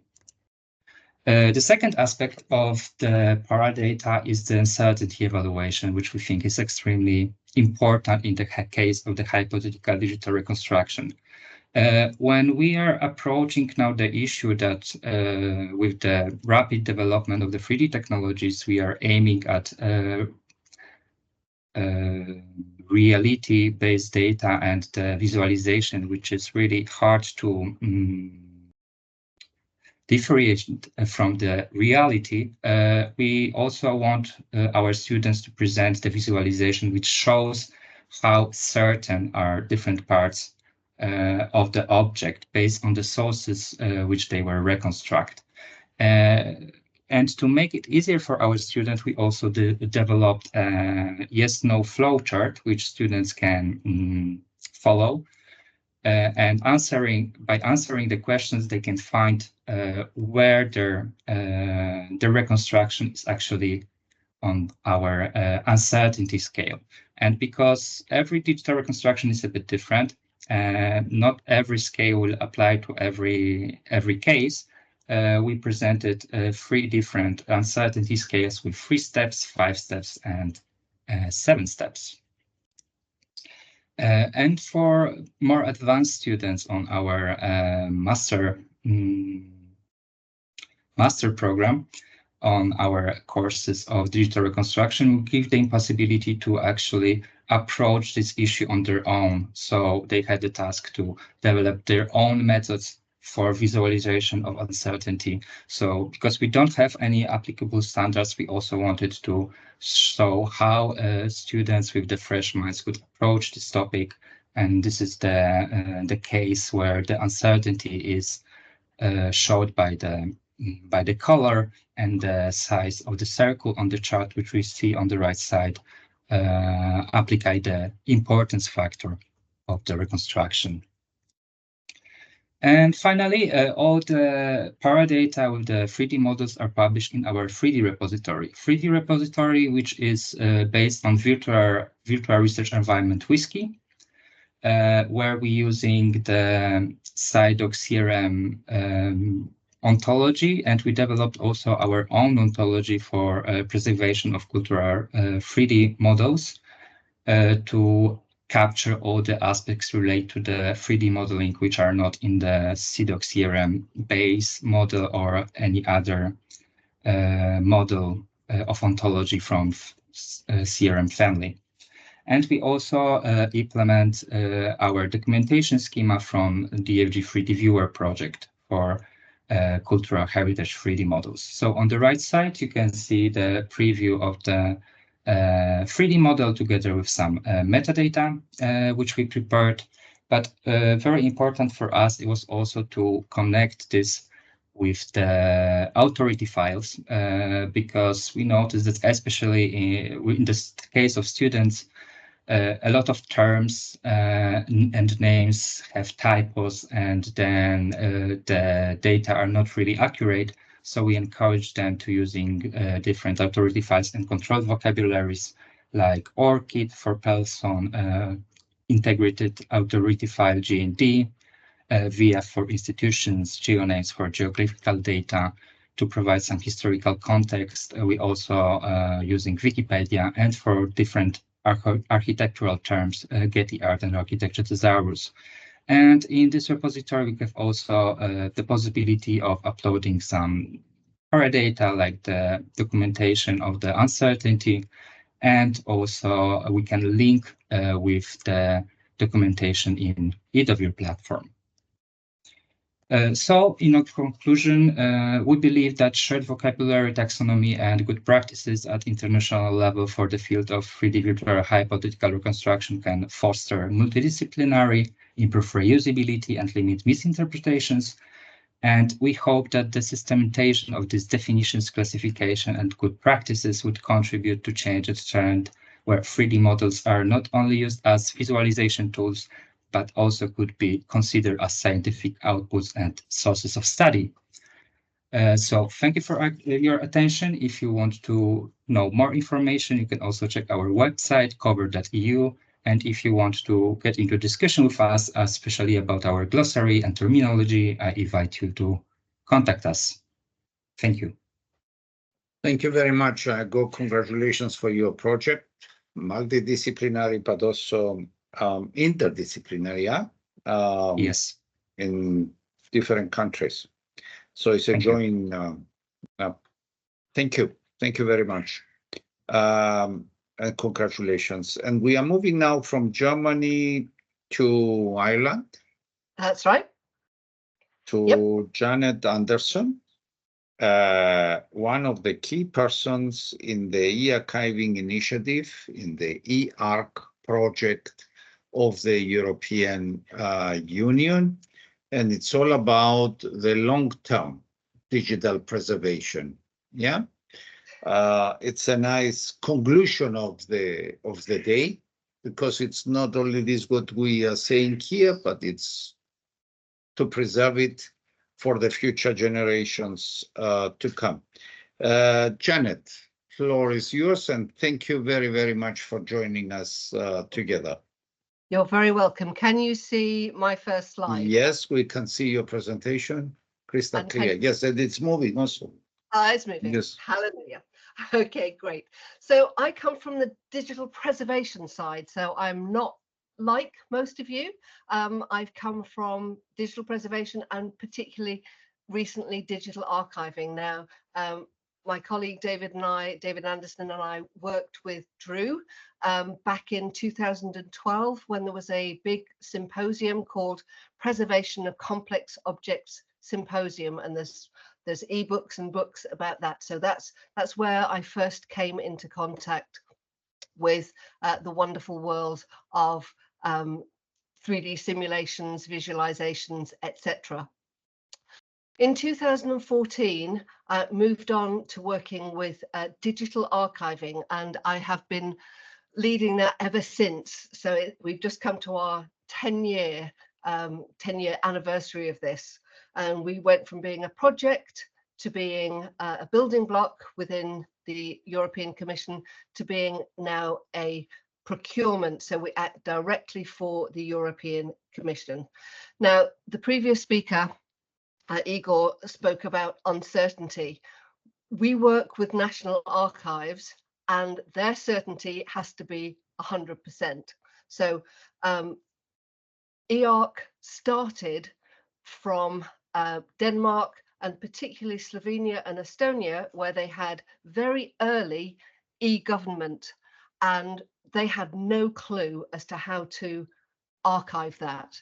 And I look at different fields and I see people at different stages, and kind of we've been there 10 years ago.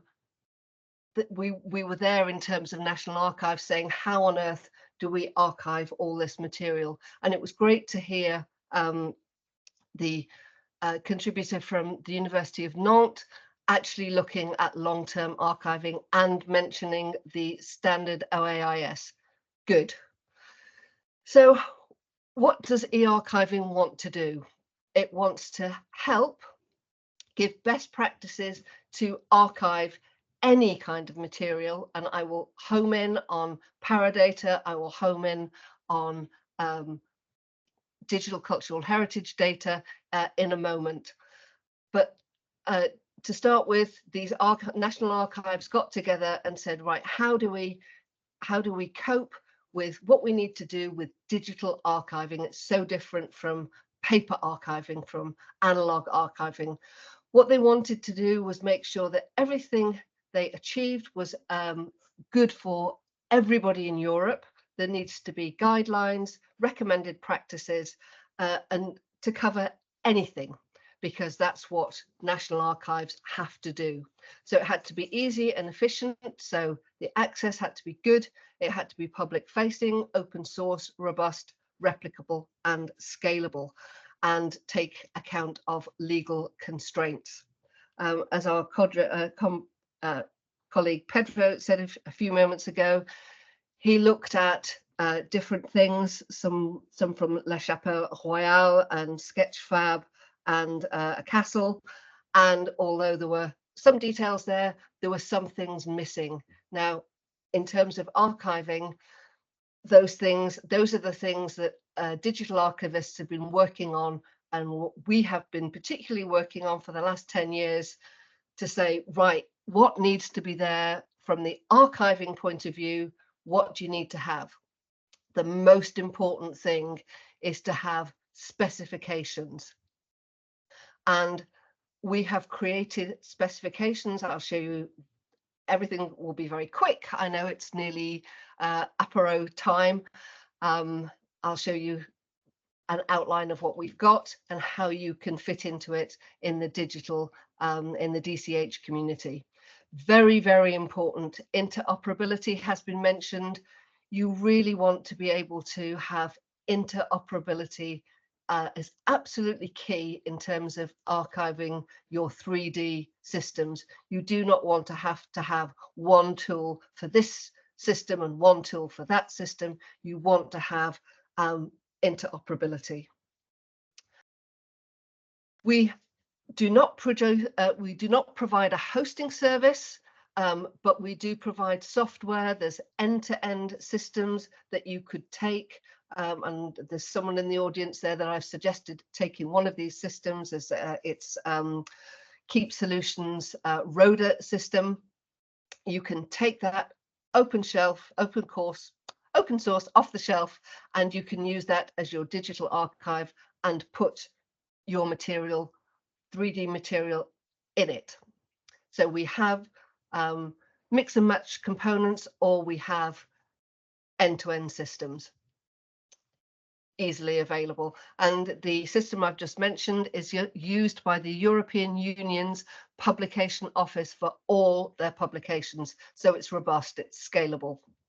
And this is open source. This is not, nobody's making money off the back of this. I'm not promoted to say this. It's there, available. If we collaborate, this makes it cheaper for everybody. So can the DCH community agree and similarly collaborate across all the different kinds of materials and scenarios that you have? Well, we had this problem 10 years ago in eArch. So all your different systems, you need to be able to get your material out. So we have in our e-archiving initiative, we have various activities. And the things that are particularly important to this talk today are specifications, which I'll talk about in a second, and data spaces. We are particularly mandated in our contract that we need to work with data spaces that were mentioned by Robert right at the very beginning. We need to work with Europeana and the DCH community, and specifically we have people in our consortium who were in the 4CH project or competence center deliberately to work on this area. So our specifications, they are built on the OAIS system. So here, this is a submission information package. That's what you put into an archive. You have an AIP, an archival information package. It's how you store it. And you want your material for your digital twin, for your museum piece, you want it to last for more than 1, 5, 10 or 50 years. You want it to be there. The DIP, dissemination information package, is how you get it out of the system. Now, preservation planning. Everything that we do in e-archiving is by definition fair. That's what an archive is, a digital archive is. We've just mentioned all the getting the stuff into and out. It is fair for short, medium and long-term digital preservation. Most important, archiving is not an end-of-life process. We see it very much as a whole life cycle. So from the beginning, the very, very outset, when you start thinking about your creation, your 3D creation, you start thinking about how you're going to document it and keep it over the short, medium and long term. We want that data to be safe and secure. The only people that can plan and choose what to archive, and again, Robert mentioned this right at the beginning, is that you need to decide what to archive yourself. Nobody will do it for you. You cannot get to the end of your project and then go to some repository and say, can you decide what to archive for me? You need to do that as you go along. There is no royal road to preservation. Ptolemy, as I'm sure you said, I'm sure you know, said there's no royal road to geometry. This comes down to risk, again mentioned by Robert. If you don't choose to archive everything, and that's obviously you might not be able to do that, you need to calculate the risk. This is something that the National Archives of the UK have done a lot of work on. So ask us about that. We will point you in that direction. There's a lot of help already there. There are different methods of preserving, many different methods: migration, emulation, huge areas in themselves. Now, very, very important, there are digital preservation formats. So for PDF, there is a format called PDFA. In digital cultural heritage, you have many, many, many formats. You have many tools, and many of them go obsolete very quickly. You need to decide which are formats that you can convert into that will be kept over the long term. That is something that then when you go to a website, you find, okay, there's all the files telling you how to render it now, but you would need then a format for the long term. That needs work and collaboration.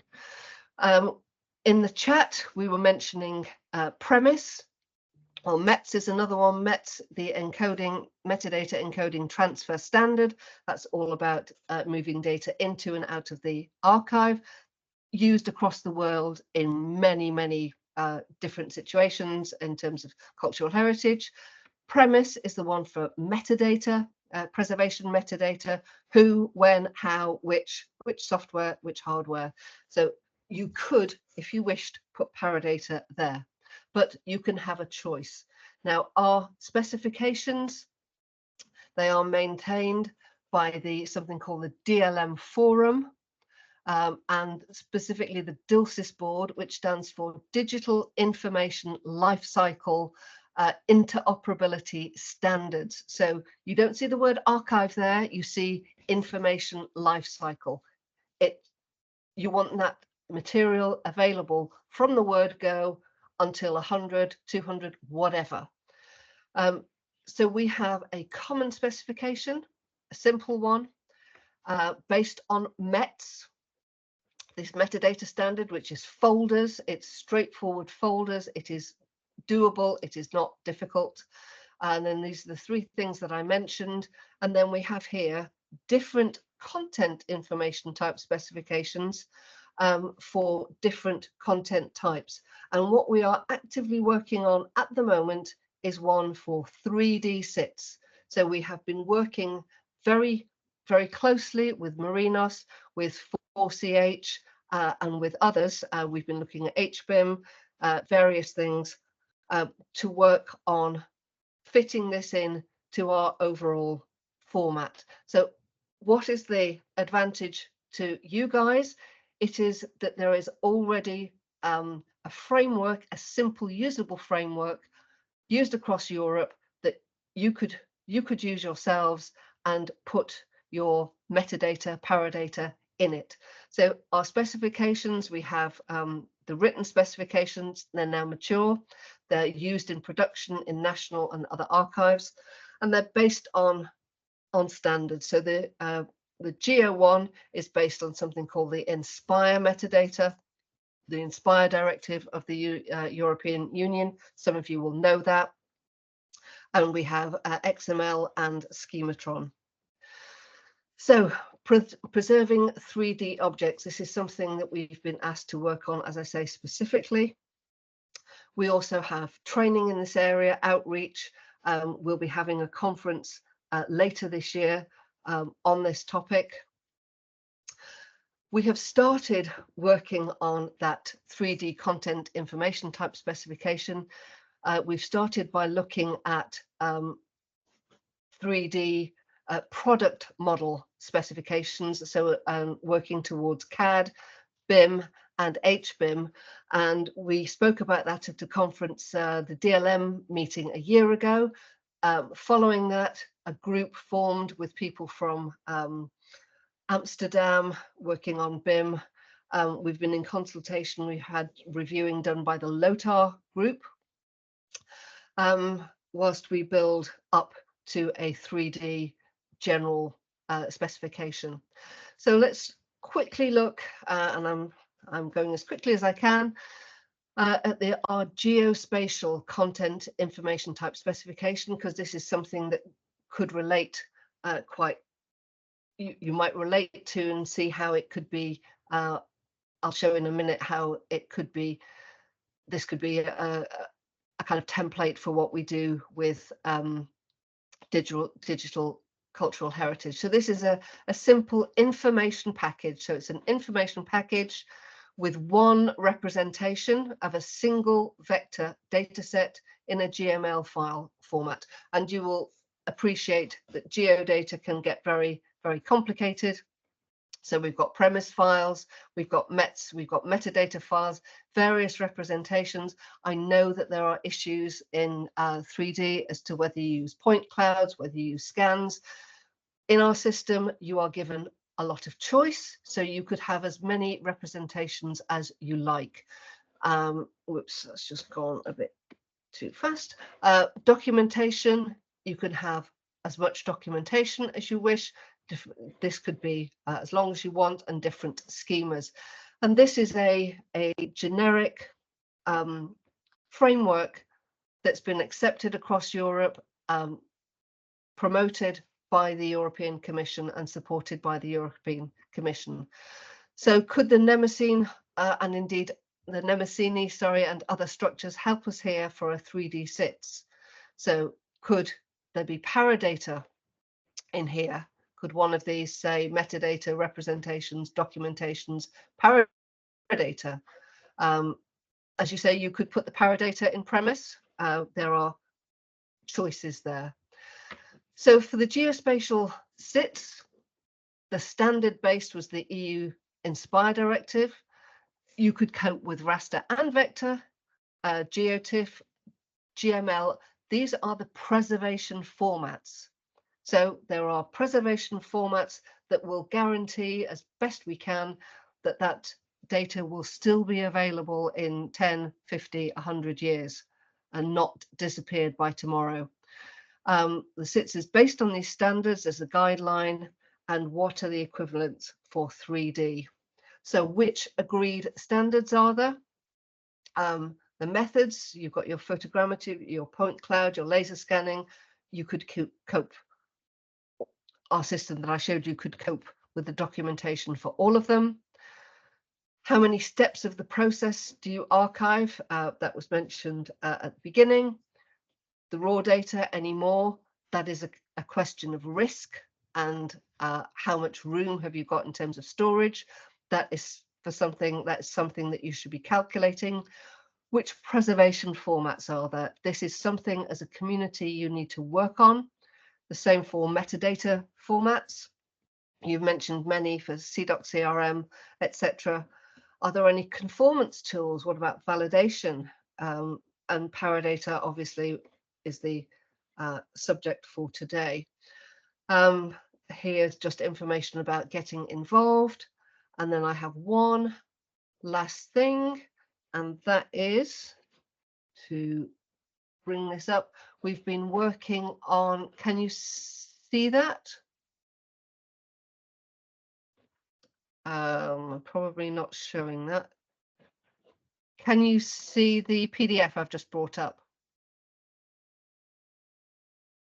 Janet, Yes. if the PDF, yes, if the PDF starts with the e-archiving services, and No. it's not your last slide, that you need to share again, unshare and share.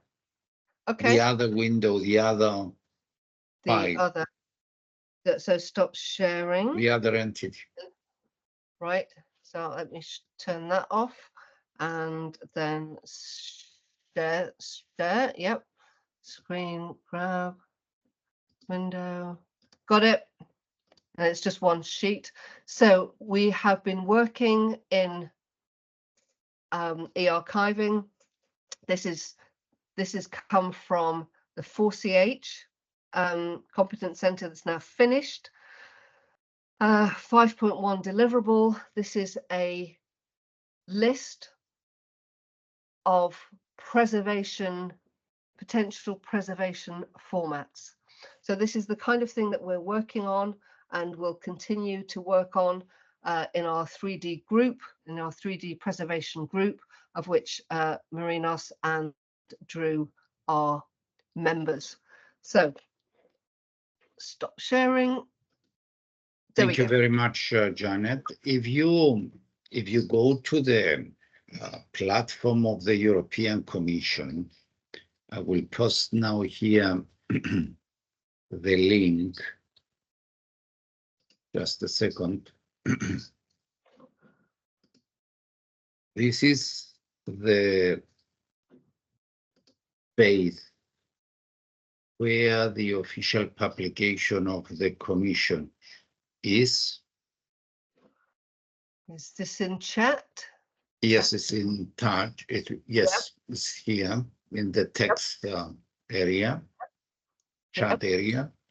If you go further down, the introduction of what it's all about and so on, there is a set of attachments. One of these attachments, it's an Excel table containing all the de facto as well as standards existing at the moment in the area of 3D documentation. Fantastic.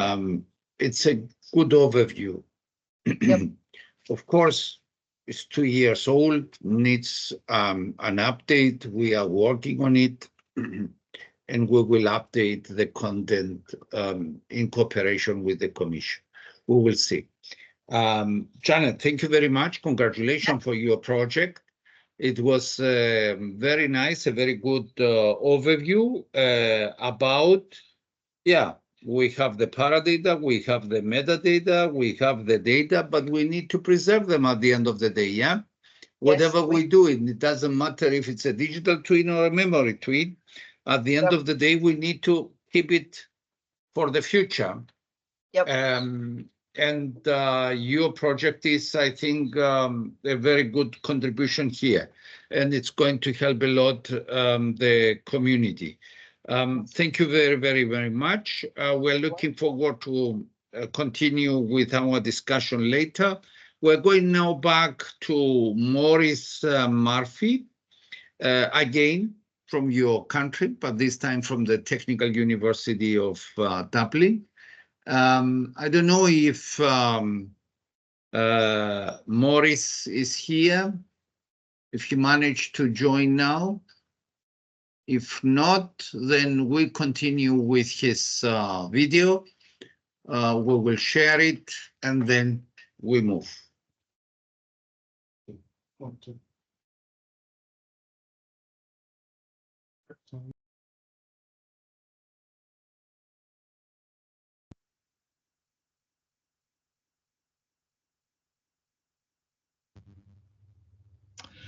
Good afternoon, everybody. My name is Maurice Murphy from the Virtual Lab in Dublin, Ireland. I'm going to talk about Paradata Metadata Design Framework for Historic BIM. So to begin with, just some definitions. Everybody's familiar with metadata. It provides data about information about other data. Whereas on the other hand, Paradata describes the process and conditions by which the data was collected. And in the case of historic BIM, collected, modeled and disseminated. So we're going to have a look at a design framework for HBIM. So that requires us to have a look at the metrics for measuring Paradata, etc. in workflows. Again, in data acquisition, the 3D modeling and the dissemination methods. And in addition to that, most importantly, is the accuracy and authenticity of the models, also to achieve the project goal and deliverables. So how can we do that? So our approach is to identify metadata and Paradata by examining first the workflows in historic BIM. So the slide here shows the typical workflow for historic BIM. It starts with data capture. It's followed then by stage 2, which is digital curation, where by the historic data, other related data are associated with the model to create a solid, intelligent model, historic building information model. And then finally, this information and model needs to be disseminated. So it's not always the case that BIM is used to disseminate the model. Game engines, or for large urban areas, historic GIS is used. The game engine allows for the standalone packaging of the HBIM.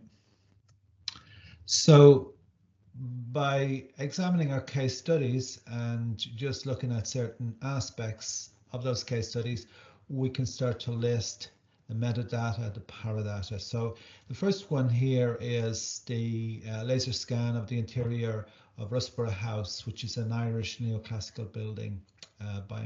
This was undertaken by my colleague Rebecca in the Discovery Programme. So you can see on the left here we have metadata list, on the right Paradata list. So sometimes the metadata and Paradata are quite similar, but one example here of Paradata is an opportunity to list the survey team, to look at standards and concerning accuracy, whereas the metadata will usually show locations of targets, etc., to set up the accuracy for the scan. So there we have just some samples of metadata and Paradata. Next, we're looking at a much larger data capture data set. So this is from the aerial scan of the historic centre of Dublin City, and this was completed over a number of years and completed in 2015. So again, just sampling some of the Paradata that you'd find in this data set, and which is really important. And in this case, we're looking at, say, flight data for the laser scanning. So we have the survey altitude, the speed of the helicopter, the flight time separation, the overlaps, etc. And this information allows us to identify what type of scan. So it's not, in this case, it wasn't only the scans of the rooftops, but the scans of the facades of the buildings. So you can see some examples there. On the bottom there we have the plan of the historic part of the city from the point cloud, and on the left you have Point Cloud of Christchurch, and on the right then you have Dublin Castle, which was meshed from the point cloud. So again, there's a lot of processes involved in isolating and modeling this data. So the stages of Paradata need to be documented, measured. So in taking a lot of this scan data, we attempted then to model parts of the city, and to speed up the process we built libraries of historic architectural elements which could be reused for all of the different scenarios, and sometimes very similar facades of the buildings in the city where windows, doors, walls, roof are similar, but the geometry is different, the texture is different. So the library allowed for reuse of these objects. So in this case, you have the human intervention in building these objects. So the Paradata metadata must be listed within the process. So, you know, the sort of information that you'd be looking at is the parameters in relation to spatial elements, in relation to materials, geometry, shapes, etc., and all of the other semantic attributes which are attached to the intelligent model. So we try to create a modeling standard for HBIM. So it's a case of not just modeling one-off buildings and repeating the same again with another process. So the library of architectural elements is one step in creating a standard. The next one is to look at, say, modeling approach, and here we developed both the shape grammar and procedural modeling for modeling the city, trying to semi-automate the modeling of the buildings and still achieve the accuracy. So in terms of shape grammar, this diagram here shows the approach whereby we use the historic texts where the architectural rules are laid out. From that we can build the geometries. It's like a vocabulary of shapes. These are called the shape grammars. These shapes are then arranged for the object to create the object or the whole building. Now, in terms of automation, the procedural modeling, which is dependent on a set of rules whereby the user can choose certain operations like extruding from the footprint of the building, extruding the building itself, the subtraction of openings, the addition of windows, the addition of other building elements like floors, etc., and the city then can slowly be modeled from the laser scan data in a much more efficient and semi-automatic way. So again, the Paradata in particular needs to be documented during this approach. Now the difference here is that we have a graphic record of the modeling. So not only will the documentation for Paradata be in text format, it'll also be in graphic format. So dissemination, how do we get this information out and manage and preserve the metadata in particular, and the Paradata which can accompany it as documents. So the obvious answer here is to use industry foundation classes. So that's an open file format used in both building information modeling, which will assist in preserving and managing the metadata, which are described as classes and subclasses. We'll see this now. So how can we again semi-automate the process itself? So there are software platforms available. FME, this is an engine that supports, so the Inspector FME software platform, it supports an array of file types, Excel to CAD to BIM files to GIS files. So here we can inspect the classes and subclasses. So you can see just the blow up of here, we can see the classes and subclasses with columns, doors, windows, etc. And these can be inspected. So the point being that it's not just one single building, it's a building made up of its elements which contain the semantic attributes of those particular elements, and these can be moved from one platform to another. So this is taken from the work of our colleagues in Sao Paulo in Brazil. And to continue with that, so again, a second software platform called Workbench, which again is an FME software. So the Workbench restructures the data visually based on illustration of classes and subclasses. So you can see this down here. We've got our classes and subclasses, and based on predefined established settings established During the import, FME restructures the data based on reader features input and writer features output. So here's our input and here's our output. So this manages the metadata from where we move it from HBIM into HCIS, and is very useful. Okay, so just to get near the conclusion, so if we're talking about designing a framework, we base it on the analytical documentation of HBIM workflows. And just to go back through that again, it's data capture, digital curation of historic data, modeling, and then dissemination. So the question is, how can we document it? In the last slide, we have shown how we can use certain software platforms to examine how the classes and subclasses survive.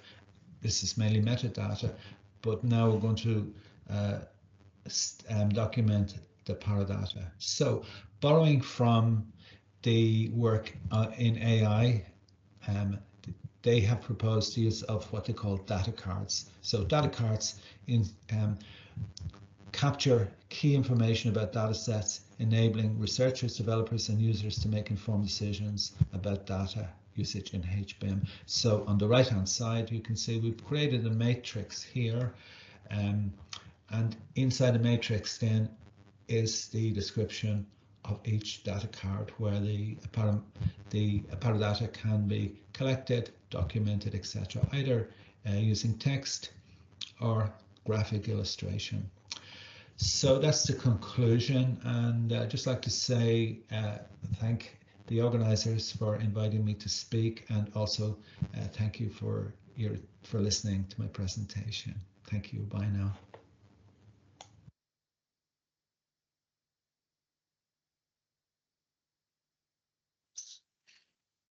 Ladies and gentlemen, we came to an end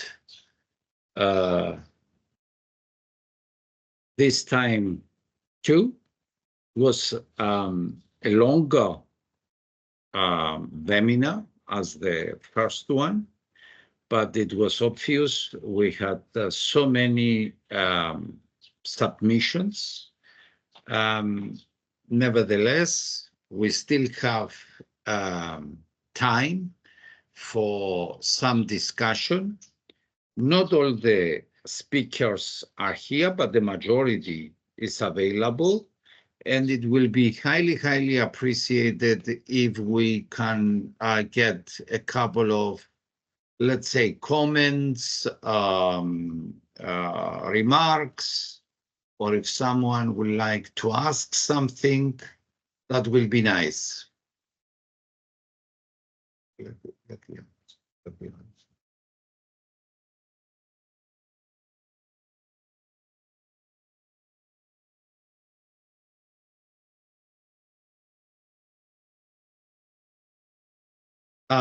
If not, then I would like to say, because I missed to say that earlier, thank you very, very much to all the speakers. It was a very good event, knowledge exchange. When we developed the study and we screened the literature to find out what is going on 3 years ago, so far as Paradata concerned, we didn't manage to find a lot of stuff, but nevertheless, now in the domain of cultural heritage, especially in the 3D digital documentation, a lot is happening, and not only in Europe, in all over the places of the world, and it's amazing. Now, we have one person here who is actively involved in the area of standardization. That's a good friend, Ronald Hines from University of Cambridge. Ronald, are you here? Yes. I am indeed. Thank you very much. Good to see you. Thank you. Congratulations on the day for everyone. Thank you. Thank you. Ronald, you are involved in the area of 3D standardization with your working group IIIF. Now, you see, it's not only data. For metadata, it was an initiative in the past. People took care to have at the moment at least two metadata standards. That's the Dublin Core and the Lido. Dublin Core for librarians, archives, Lido for museums. What about Paradata? What is your opinion after the two lessons learned now from these two webinars with more than, let's say, 20 speakers? I will make this brief for everyone's time and because I'm doing another meeting in 2 minutes.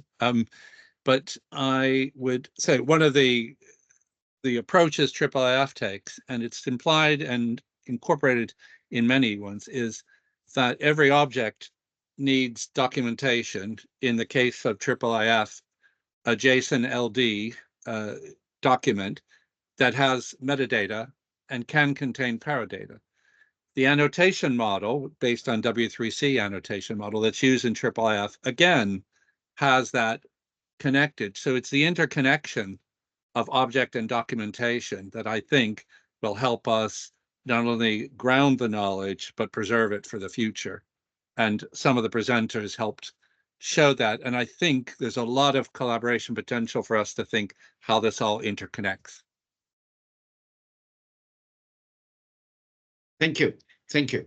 But we are you. looking forward to see an initiative also coming from IIIF to, standardize here also the Paradata. I will send more details and hopefully can contribute further next time. For now, I bid you all. Yes. Thank you. Thank you very much, Ronald. Thank you. Thank you. Have a nice rest of the day. Thank you. So, ladies and gentlemen, dear colleagues, any comments?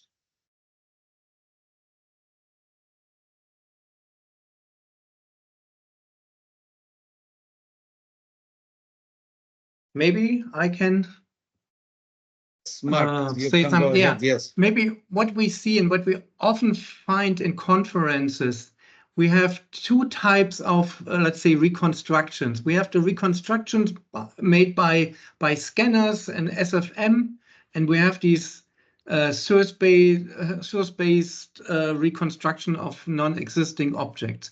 So, and what we always see is also the paradata are different.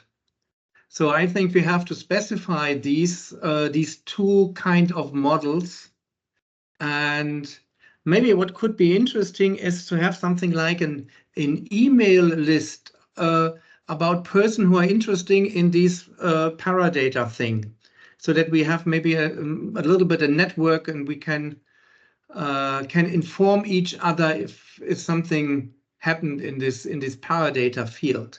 So Marinos, I don't know if you can manage this, and maybe we have, and it would be different between these two kind of models. So maybe there are person interesting in getting informed about Paradata belonging to models which are scanned or with structure from motion procedures, and a person who are interested in the Paradata thing when we have these source-based hypothetical reconstructions. So that would be nice to have maybe a list of person who are interesting and which we can inform, for example, in our case, with our project, but there were different, there were a lot of other projects what could be interesting, to share some information. Mark, thank you very much. This is a very good idea, and we will try now in the next few weeks. We need some time to cluster and bring all those, let's say, colleagues together on a first step on a round table, and then we can decide all of us together how we will move forward. For us, the first step, and that was the main mission here, why we went out for this open call, was the current ongoing activities so far as the update or improvement of data model of Europeana to include Paradata, and because also of the Twin IT campaign. Due to that, this result came out, and we promised that we are going to follow.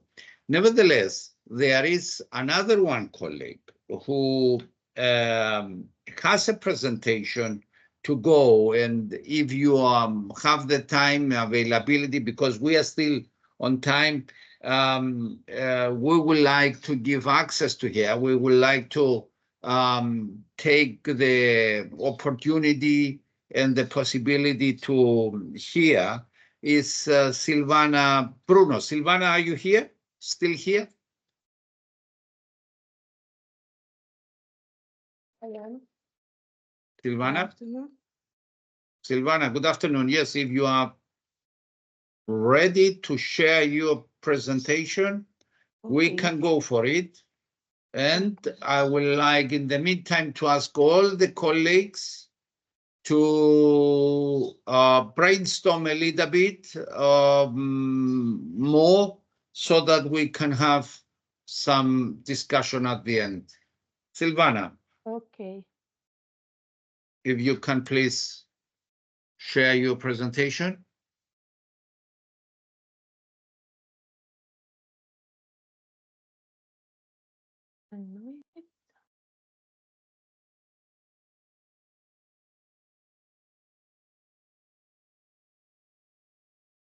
Can you see it? Yes, we can see it. Okay. My contribution was about mostly visible and non-visible properties of immovable heritage, in particular about historic buildings as historic value, and also monumental buildings, in order to identify further perspective of investigations of data, metadata, and Paradata. That starts from the 2D and 3D data acquisition, also for diagnostics phase, not only for the reconstruction of the history, or also of the geometries that are always very important for conservation and preservation of cultural heritage. I don't know if you can see, because I see a blank. No, it's moving. blank. It's blank. Okay, No, one moment. I'm going to see change the video. Is it one a moment. video? Yeah, I think so.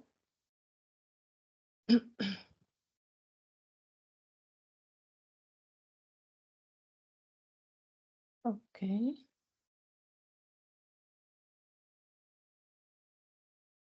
Moment, please.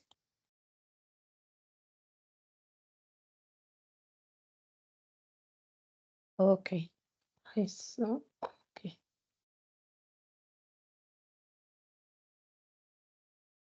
I don't know why it's not working, really, because I have it here, but it's not working in the.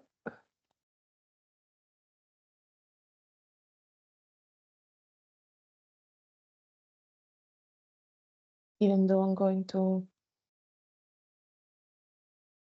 Do you have only a video, Silvana? No, I have two, but I don't know, really, it's not working.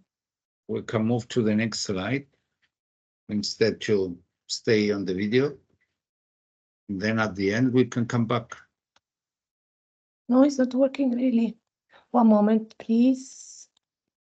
I really don't know why.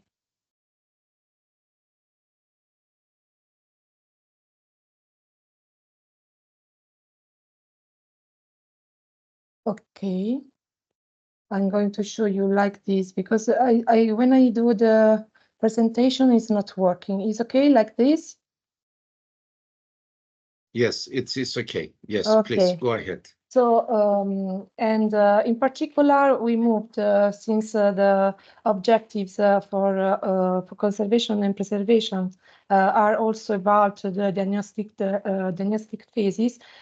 Is about the knowledge of constructive and material data. And in this case, the information and procedures data will be also standardized in order to support the connection over different assets of historic heritage, but with similar characteristics. For example, as for the Romanesque churches, in this case yeah, about the Apulian region, where lots of constructive, morphological, and material information are similar. And so in this case, it's important to create insights of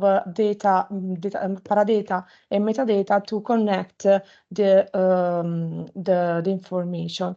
And in particular, the first degree of standardization is about the architectural elements that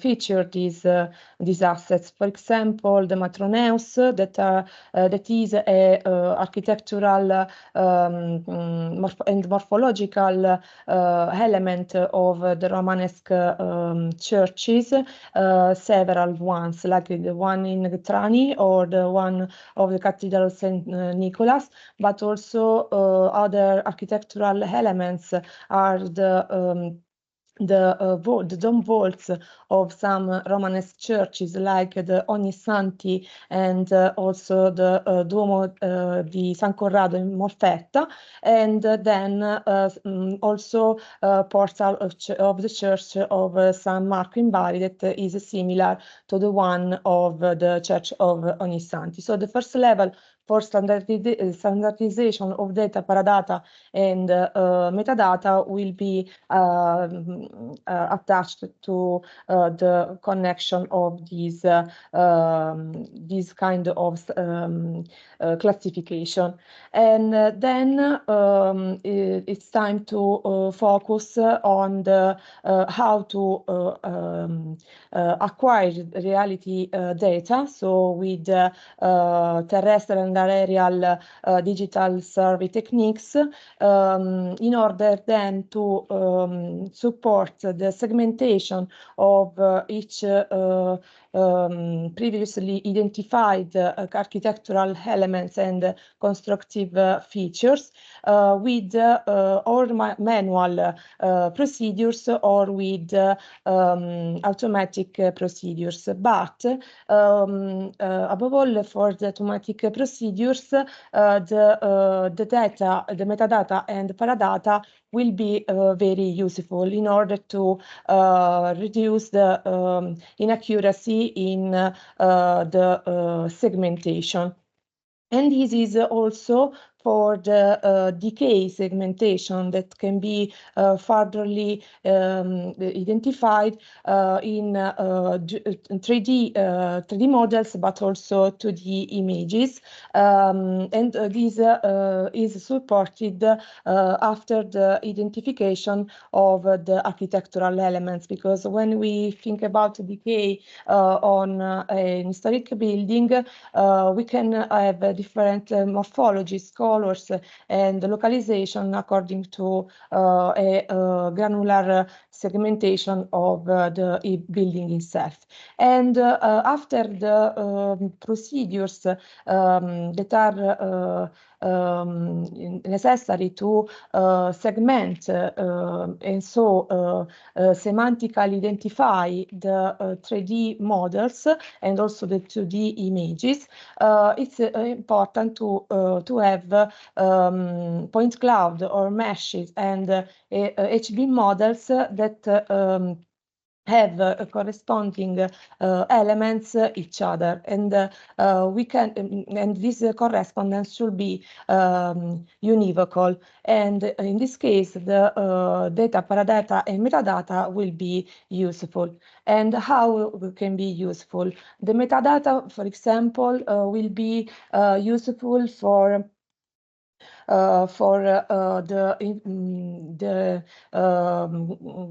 the sharing of equipment information that can affect the accuracy of the final 3D model, and also to identify the method to automatic segment decay and architectural elements. And in this case, this is important to have this information shared together with the Paradata that is about the process modeling. And the process modeling can be modeled or in an initial phase or as a final selected method with business process management notation. That is a model for process modeling itself. And this will be done for 3D geometrical reconstruction for the historical events, so also for historical intervention over time, but also for diagnostic purposes.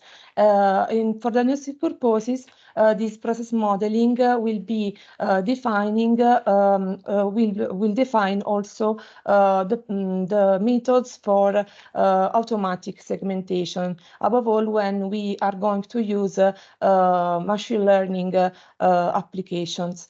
For example, introducing information about and also all the sets of data classification for the training, for the test, and also for the validation that should be written how the first users proceed to have this kind of results, but also about the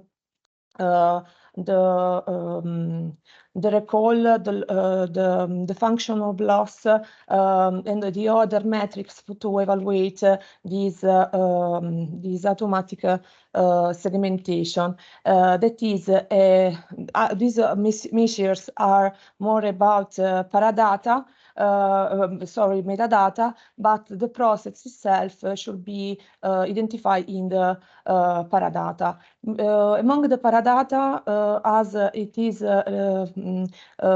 linked with the process itself, should be also identified the monitoring in terms of the time program and also the execution time, so the duration of each process monitoring. For example, if it is necessary to fix a camera in a long time, or it is sufficient to do a monitoring one time for a time program of, for example, 1 year, 2 years, according to the progress of the decay. And the other part of the target user groups that is also important to identify the process, as is important also to provide information of the organization of each phase. And for example, the business process management notation model can support this identification, as it introduces also in the lines how to say, the providers and also the users, the final customer of the data. And among the Paradata, will be also introduce the accuracy of the 3D data, identified for target user groups, and also according to the objective of the 3D model, according to the intended use, that should be in convergence with the objectives of the group. For example, for the technical operators, the accuracy to identify the quantitatively the progression of crack patterns will be for point clouds no more higher than 1 millimeter. But for example, if it is this model is only informative for general public, in this case, maybe it can be also useful to provide more less accurate models and so on, and also provide as Paradata the documental references, as we saw also before in the further in the previous presentation, and also provide the sources of images when we are going to use them for diagnostic purposes, but also to understand the intervention over time, and also the history line of construction transformation. Together with the KPI information will be also in the metadata the guidelines, that is not the process itself, but document support to the data acquisition, the definition of the name of the user, not only the general characterization of the target user groups, the date, the timestamp of each phase, that can be also supported by the use of log files that can be provided during the modeling and also the achieving phases, and also the code number of versions during the updating or cancellation or other modification in the production of data.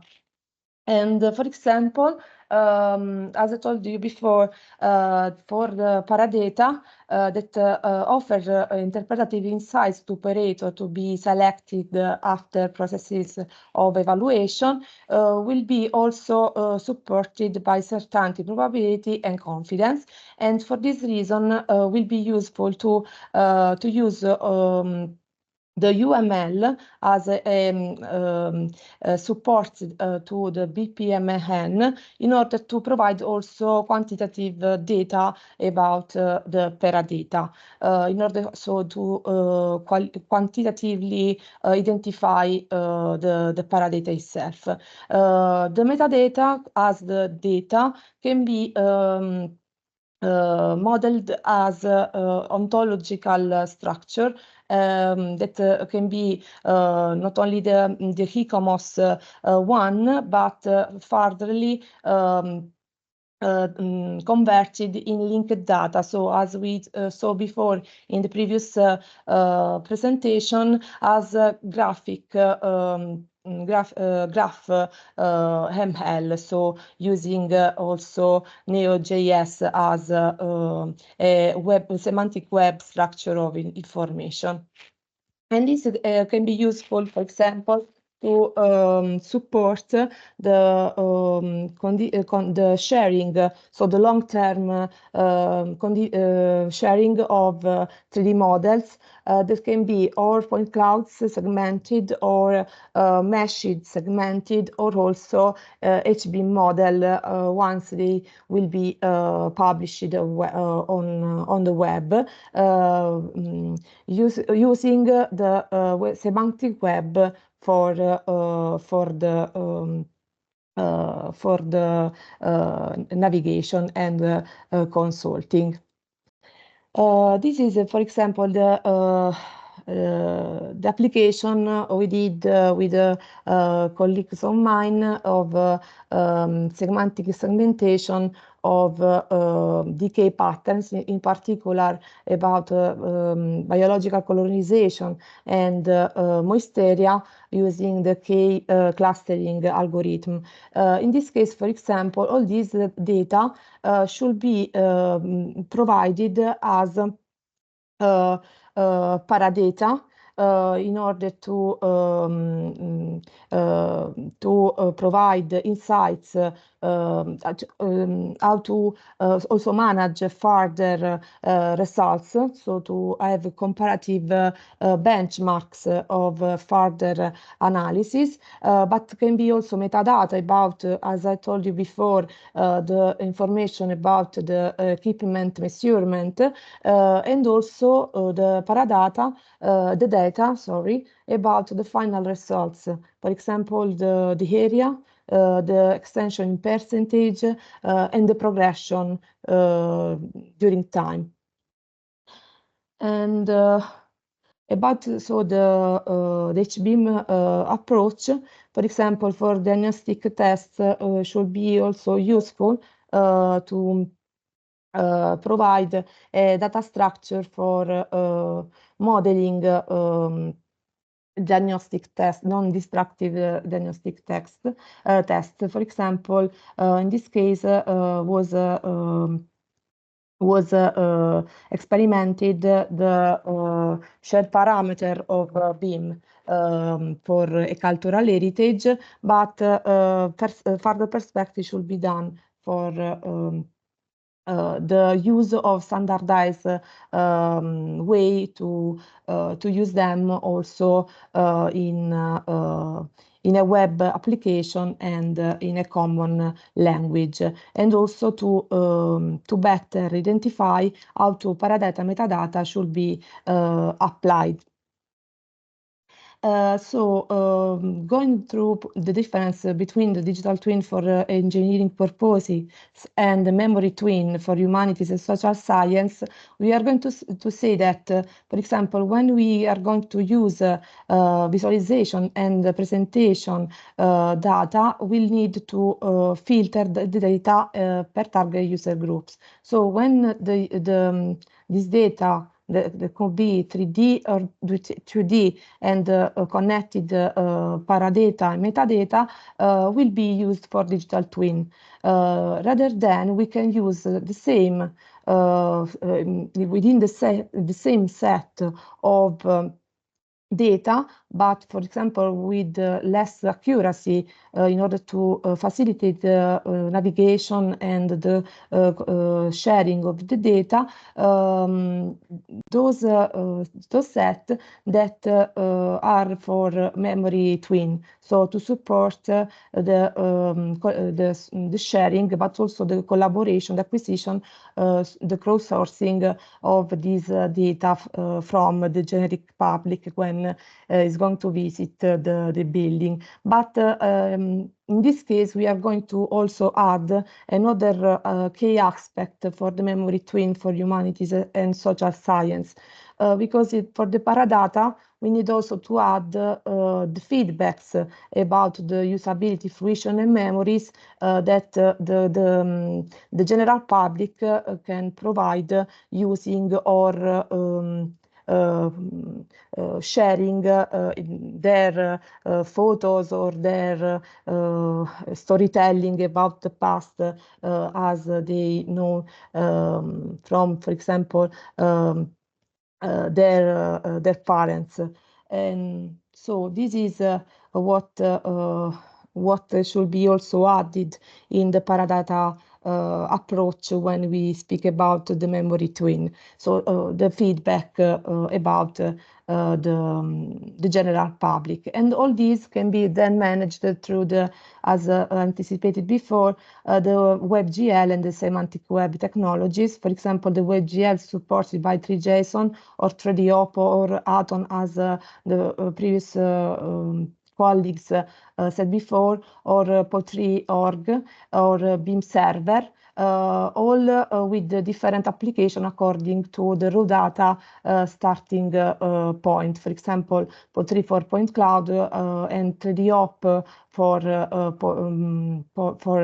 meshes, and vServer, for example, for HB models. Thank you for your attention.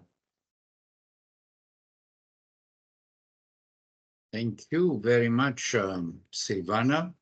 And we came to an end on time, I would say, despite the fact that at the beginning we were delayed.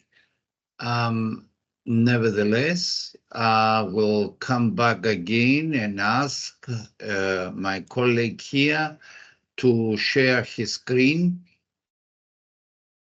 It's all about your feedback. You can scan the QR code. If you can please turn it off. And give us your opinion about the two events.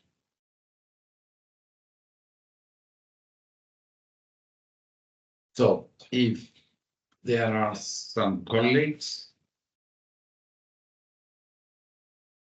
who would like to speak or to say their opinion or to ask something.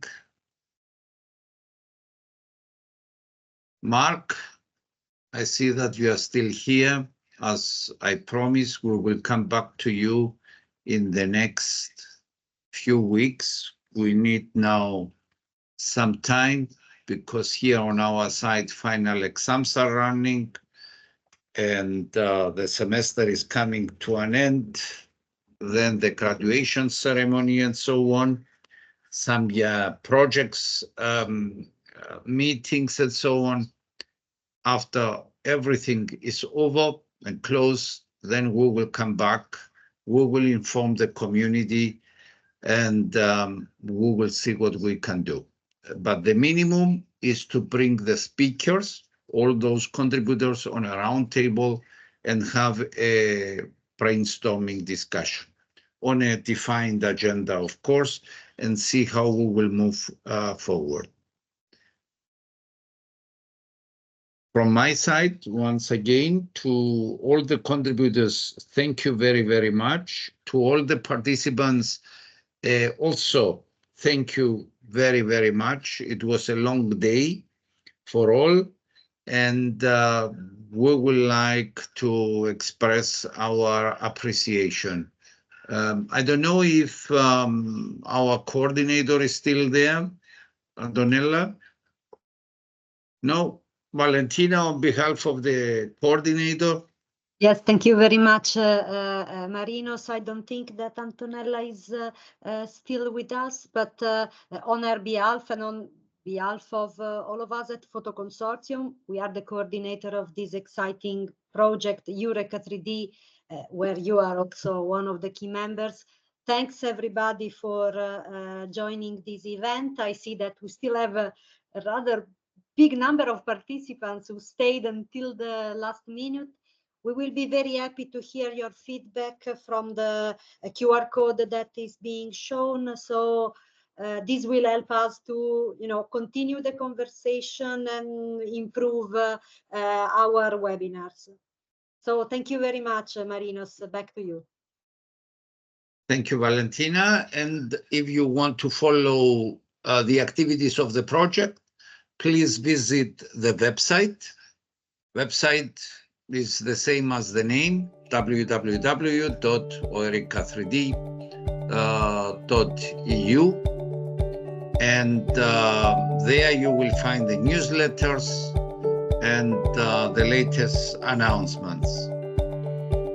Even if you have more time than that, then you can follow us also on the social media. Like us and follow us in the social media listed on the project, or even of the UNESCO chair here. Thank you very, very much again. I wish you a nice rest of the day and a relaxing weekend. and hope to see you again online in the next few weeks. Thank you and all the best. Bye-bye. Bye-bye. Thank you, Marinos. Thank you, Mark. Good weekend.